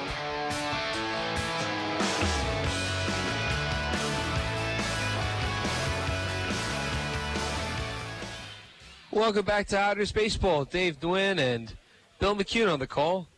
Pitching change for the Otters. And this pitcher-catcher battery is Tyler Vale. Will be set as the closer for the Otters this year on the mound. And Mike Rizzatello behind the plate. This pitcher and catcher battery is sponsored by the Answer Auto Repair East. Find your battery needs at the Answer Auto Repair East, located at 2319 North Green River Road, or call at 812-475-9000. Tyler Vale, he's got some heat. Yeah, he's got a good breaking pitch, and he's a pretty good ball player. And I'll tell you what, the Otters got a good team. There's a few spots that need patching, but overall, I could see the Otters right now. If you fix a few of the holes, the Otters could be in the playoffs. Yeah. Well, it's only 3 games, but after 3 they've looked good. Yeah. Today, not in particular, but overall they're not too bad, and I think that can only lead to good things moving forward. As a pop-up to Davis in the infield, and Long makes the catch for out number 1. Now, if you notice that Vale, the pitcher, he signaled to Long, it's yours. He got out of the way. He didn't interfere with others. That's a smart pitcher. Now, right now, you got an all-star third baseman. You got a couple all-star pitchers. You got an all-star center fielder. And second baseman as well when healthy. I was going to say, when Cronin comes back, you got another all-star second baseman. It'll bring up Anthony Procado, who hit a home run earlier in this game, a solo shot. He also had the 3-run RBI single back in the 3rd inning.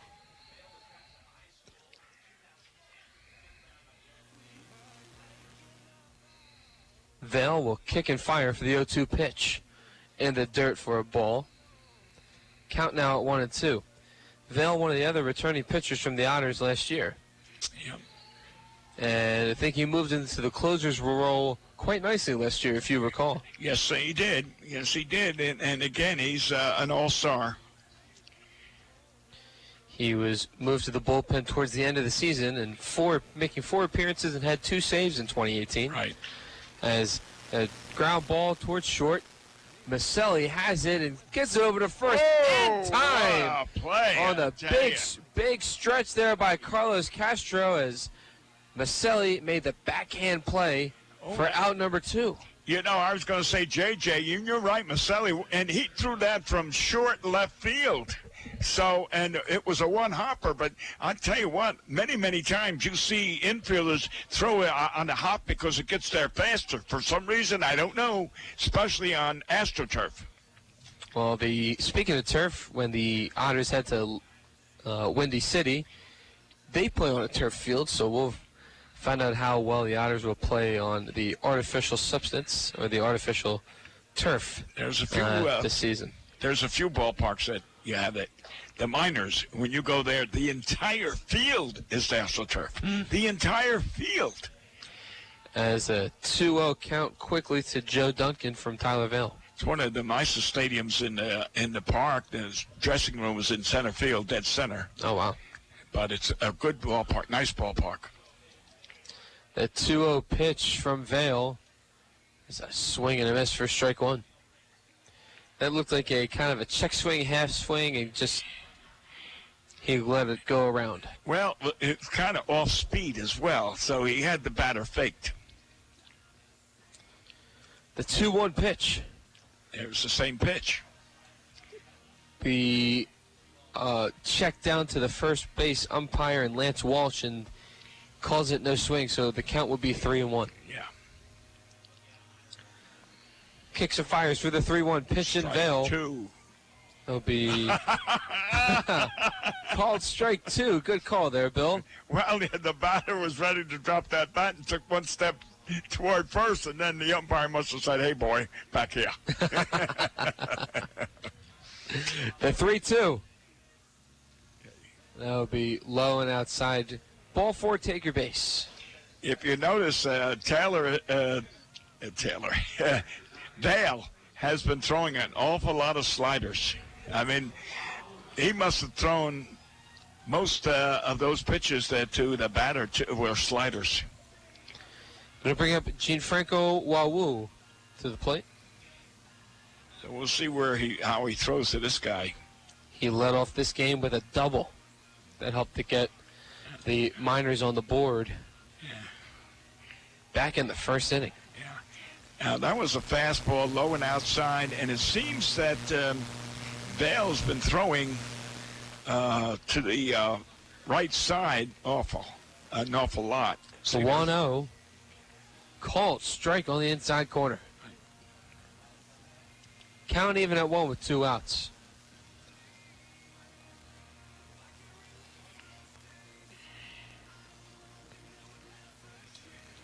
Vale puts the glove at his waist, kicks and fires for the 1-1 as a chopper down the third baseline and foul.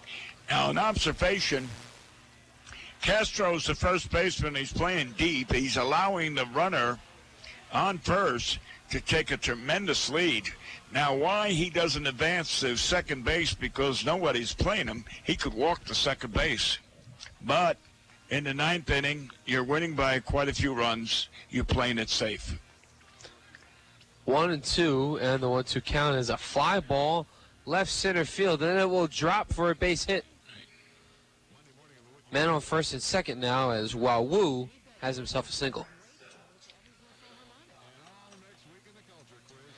Brett Siddle to the plate as looks like Wawu has done a good job batting leadoff. Yeah, how many hits has he got? 3? He's gotten on base 1, 2, 3, 4, 5 times today. Yeah. And he wasn't that productive in the first 2 games, although he was batting towards the bottom of the lineup. Yeah, he struck out once. He had 1 strikeout, but he's made contact every time. As Brett Siddle enters the dish, and he'll foul this one down at the first base side and out of play.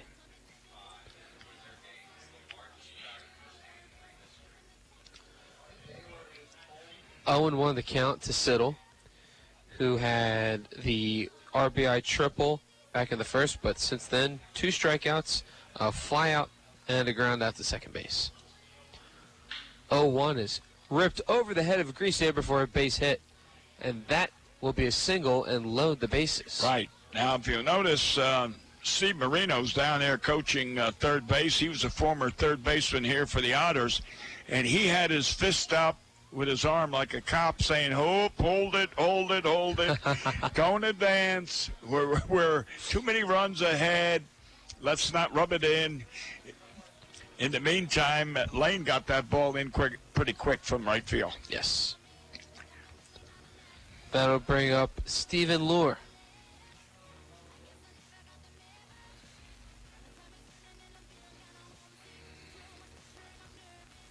The first pitch is low in the dirt to Stephen Lure. Siddle at first, Wawu at second, and Duncan at third. Next pitch from Vail is a ball, high and inside, moving the count to 2-0. See, I don't know how much Vail pitched during the exhibition, whether he was, he assumed that he's making the team, so he let the other guys do all the pitching. But, you got to get your regulars in there. Right. Vail has this pitch low in the dirt, count moving to 3-0. He's not sharp, and that's what I'm trying to say. He's not sharp. He's a better pitcher than what we're just seeing. And, again, you sit on the dugout and you let this guy... Well, you're trying to select a team. 3-0 pitch from Vail, right down the heart of the plate for strike one.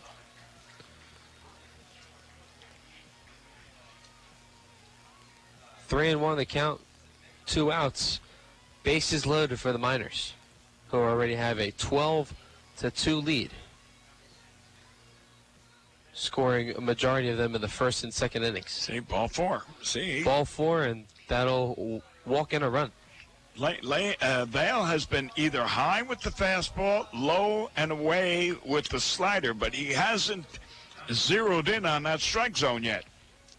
Which, again, Mike's out there talking to him, which is true, and now you got the bases loaded and 2 outs. And he's got to throw strikes. Even though, so he gives up a base hit, whatever, it's 10-run lead. But the thing is, he needs to work. I'm sure he'll get more opportunity when the Otters travel to Windy City on Tuesday.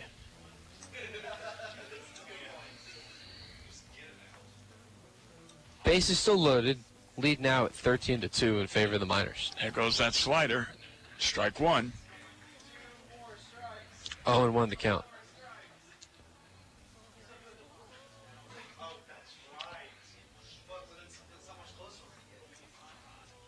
Vail checks the runner at third. He'll kick and fire for the 0-1 pitch as it's a pop-up towards shortstop. Maselli under it, and he will make the catch to end the inning.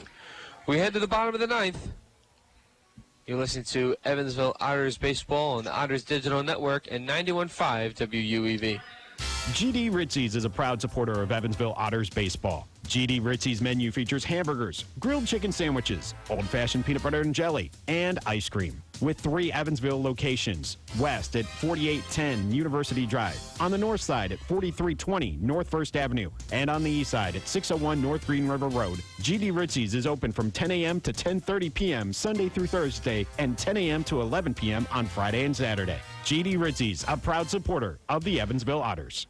Heritage Federal Credit Union has 7 full-service branches in both Evansville and Newburgh, serving more than 38,000 members. Membership is open to anyone who lives, works, worships, or attends school in Vanderburgh or Warwick County. Heritage Federal Credit Union offers mortgage and consumer loans, checking and savings accounts, as well as online banking for members. Heritage Federal Credit Union can be reached toll-free by phone at 1-800-858-1693. It can also be found online at hfcu.info.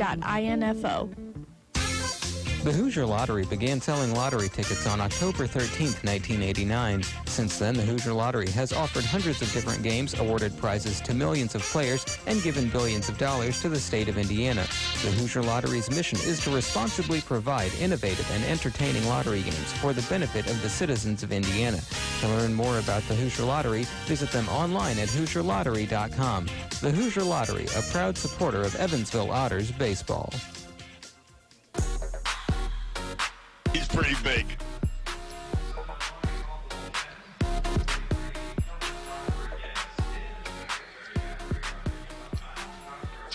Welcome back to Otters Baseball. Dave Nguyen and Bill McCune on the call on a crisp, cool, kind of chilly Mother's Day. We want to wish all the mothers who have been tuning in throughout the day and listening to this game a happy Mother's Day.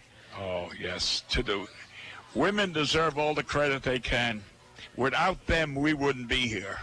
100. Remember that. I will. As the new pitcher for the Miners will be Kelvin Rodriguez, the only left-hander on the staff. Looks to get some work. No, I was going to say, excuse me interrupting you, but you were telling the other night you were wishing a happy birthday to your mother. It's her weekend. And you said she was 30 years old. Yes. And my mother, Lord be good to her, was 39. Okay. In her entire life, she was 39. Right. So,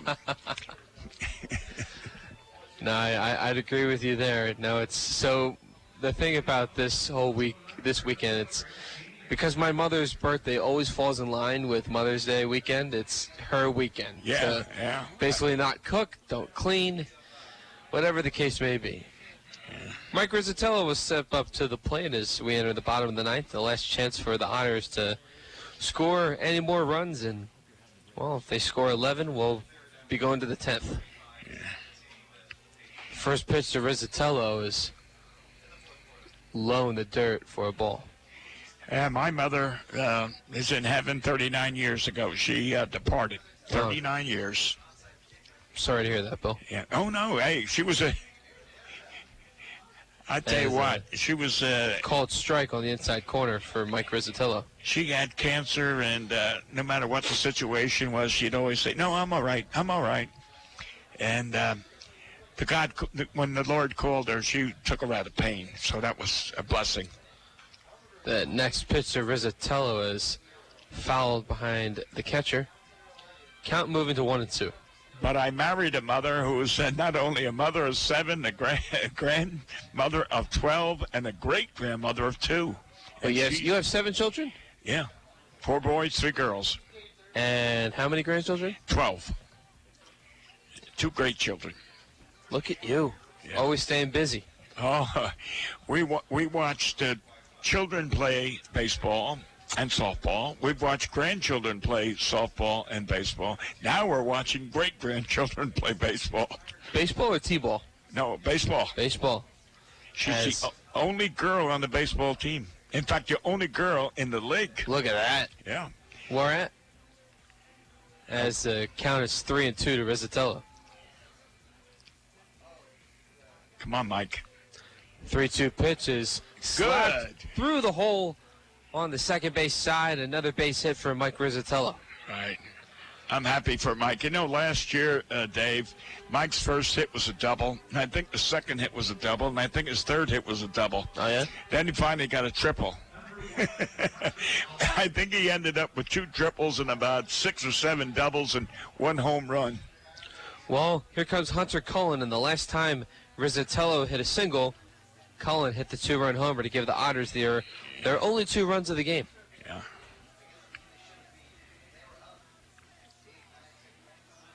The first pitch to Cullen is a fly ball over to Lore at third, and that'll be caught for out number 1. Yeah, Hunter got jammed on that, and that's one of the secrets of pitching. If you can jam batters and stop them from extending their arms, they're easy outs. I said that to my brother when he was managing Oakland with Reggie Jackson, was playing with the Yankees. First pitch from Rodriguez is a strike on the inside corner to Keith Griesaber. So they were in Yankee Stadium. Oakland was playing the Yankees, and I said to Jack, hey, keep the ball inside on Reggie. Don't let him extend those arms. Next pitch to Keith is high. Count even at 1 with 1 out. That night he hit 3 home runs. So the next day I said, Jack, what? He said, look, I can tell you what to do, but it's the pitcher who it's up to the pitcher. Griesaber swings at this one. Fly ball to right field and caught by Siddle for out number 2. You know, it's just like Vail out there. He didn't want to walk batters. He wanted to throw strikes. But, okay, unfortunately, there are days you don't have it. Dakota Phillips steps to the plate. He had a single his first at-bat. Struck out his last time up. Entering the game in the 6th inning for David Cronin, and we hope he's feeling better. First pitch to Phillips is a strike right on the inside corner. Yeah, his parents are still here. His dad's here. Yeah. He's also got a dog. Got a little puppy, a black dog, a little black dog that is a family favorite. As Phillips lines this one right field, and that is off the wall.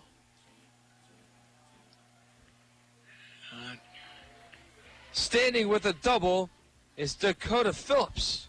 Oh, he got 2 hits. He came in as a replacement, and he's got two hits already. Maybe he shouldn't be a replacement. But, that was a pretty good shot there. The right fielder ran out of room. Rizzatello will head to third. So men on second and third for the Otters with 2 outs, and Anthony Maselli will come to the plate. He struck out his first time up. I think he was called out, was he not? Could be. Yeah.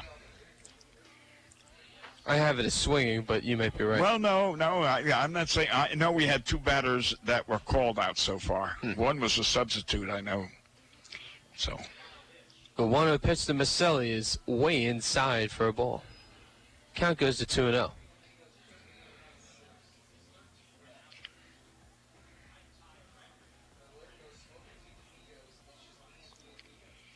Rodriguez bends over at the waist with the glove at his waist. Standing tall, he'll kick and fire for the 2-0 pitch. With that sidearm motion, gets a pitch located on the outside corner for a strike. If you notice the catcher's stance when he's waiting for the ball, watch him spread that leg out. Well, there he goes. See, he's down on one knee. Yep. The 2-1. Right on the outside corner once more. Count now at 2-2. The catcher's telling the pitcher here, I'm giving you the opportunity to keep that ball low because your target is low. The 2-2. Way outside and low. Count now full. I like this catcher. I think he's got a pretty good arm. I'm talking about the minor catcher. I think he's got a pretty good arm. Cosgrove making the start today. Yeah, Didn't do a bad job. Yeah. Didn't do a bad job at the plate today either. Yeah. The 3-2. Inside, bases loaded as Maselli works a walk. And up comes Mr. Otter. Ryan Long. Yep, Mr. Otter. And what a situation. You know, it would be great if he was to hit a grand salami. Oh, yes, good, okay. Salami, okay. But got to give some sort of part of the nature to my Italian heritage. I'll take a base hit, but if I had my choice, I'll take the homer. So then we're hoping. Yeah. But 3-run homer and a grand slam and a homestand isn't a bad And time to play. Dad's taking a pitcher again. Okay. Where's Mom? Okay, Mom's sitting there too. Long takes first pitch for a ball. Rodriguez kicks and fires for the 1-0 pitch. In the dirt, stopped by Cosgrove. Count now at 2-0.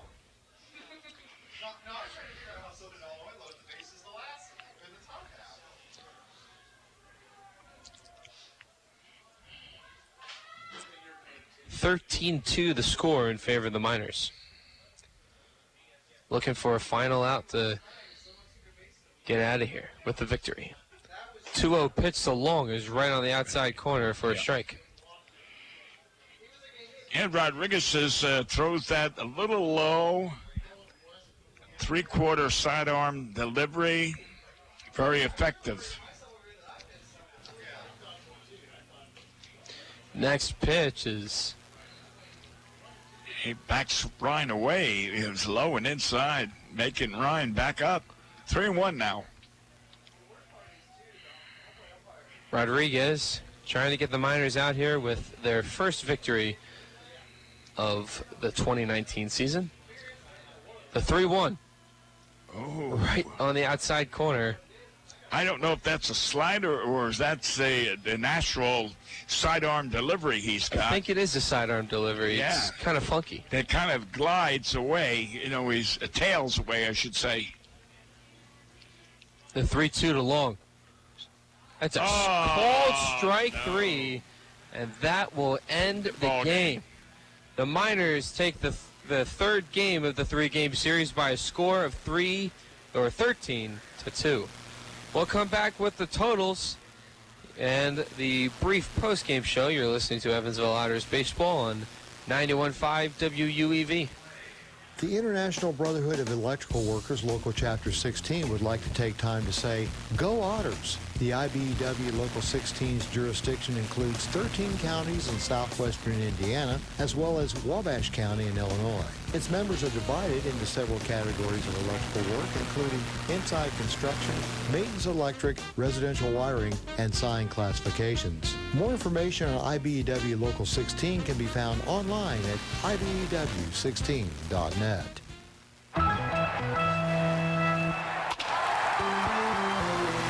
Hi, this is Joe Townsend from JMT Restoration. We're proud to be a sponsor of the 2016 Frontier Champion Evansville Otters. If you ever have a mold or water restoration issue in your home or business, give us a call at 812-205-5384.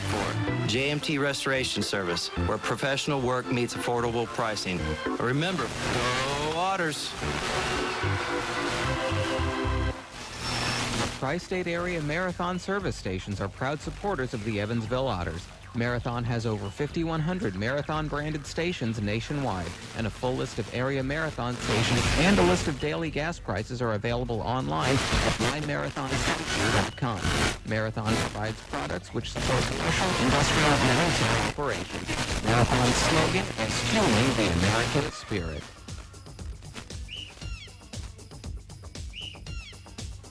This Evansville Otters broadcast is made possible for support from New Image Travel.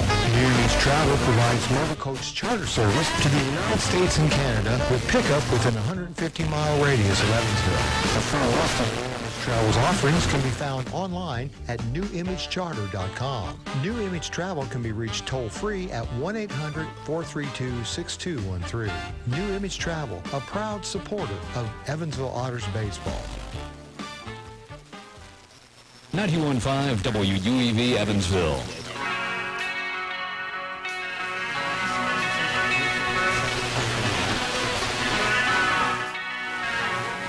We got some...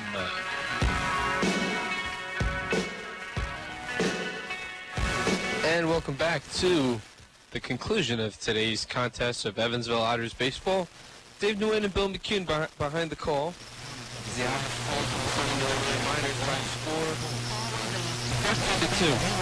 Now, as we were looking for a sweep, Bill, it would have been nice.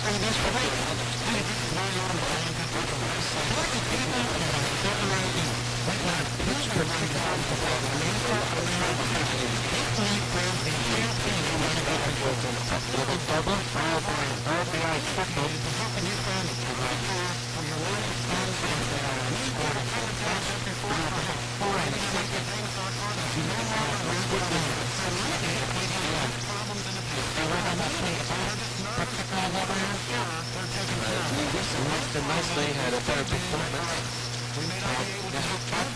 Sometimes, and kind of about what it is.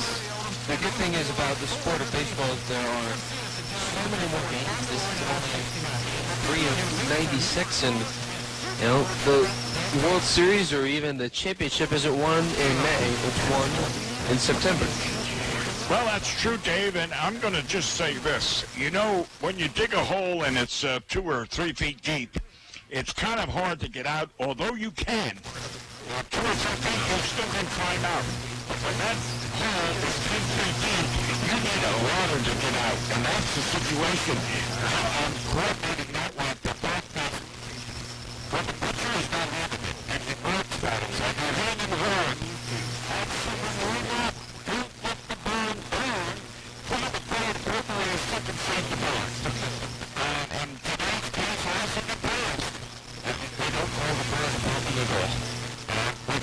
to what Bible there.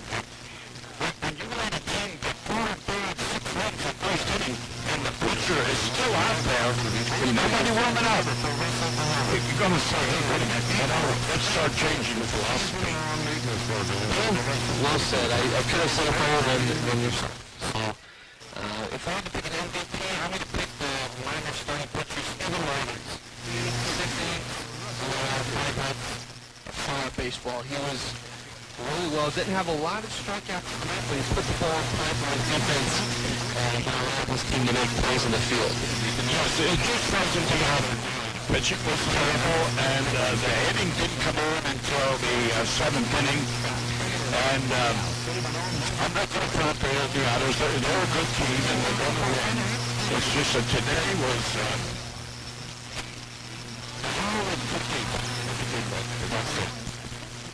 So, if you had to pick an MVP, who would you pick? I kind of heard you say earlier, but which I'm going to go with Hunter Cullen for the fact that he got that home run, but he got a single as well. And put the only runs on the scoreboard. Right, and he got jammed the last time at bat, but he plays a good, decent outfield. He's a good hustler, and he's one of the leaders on this team, and I'm going to go with Hunter. Okay. Well, Bill, I'll be taking the broadcast on the road to the Windy City as the Otters will face the Thunderbolts on Tuesday. First pitch scheduled at 7:05 Central Time. We'll have the pregame show at roughly 6:45 or so. Well, I'm going to tell you something, Dave. I'm going to be sitting in my easy chair out back on my porch, which I do.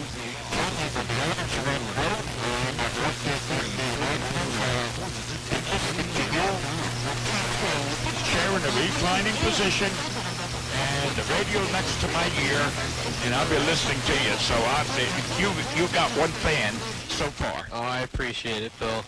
Yes, that's right. Tune into the next Otters broadcast. They have an back on the field Tuesday against the Windy City Thunderbolts outside of the city of Chicago. For Bill McCune, I'm Dave Gwynn. So long, and have a great Mother's Day.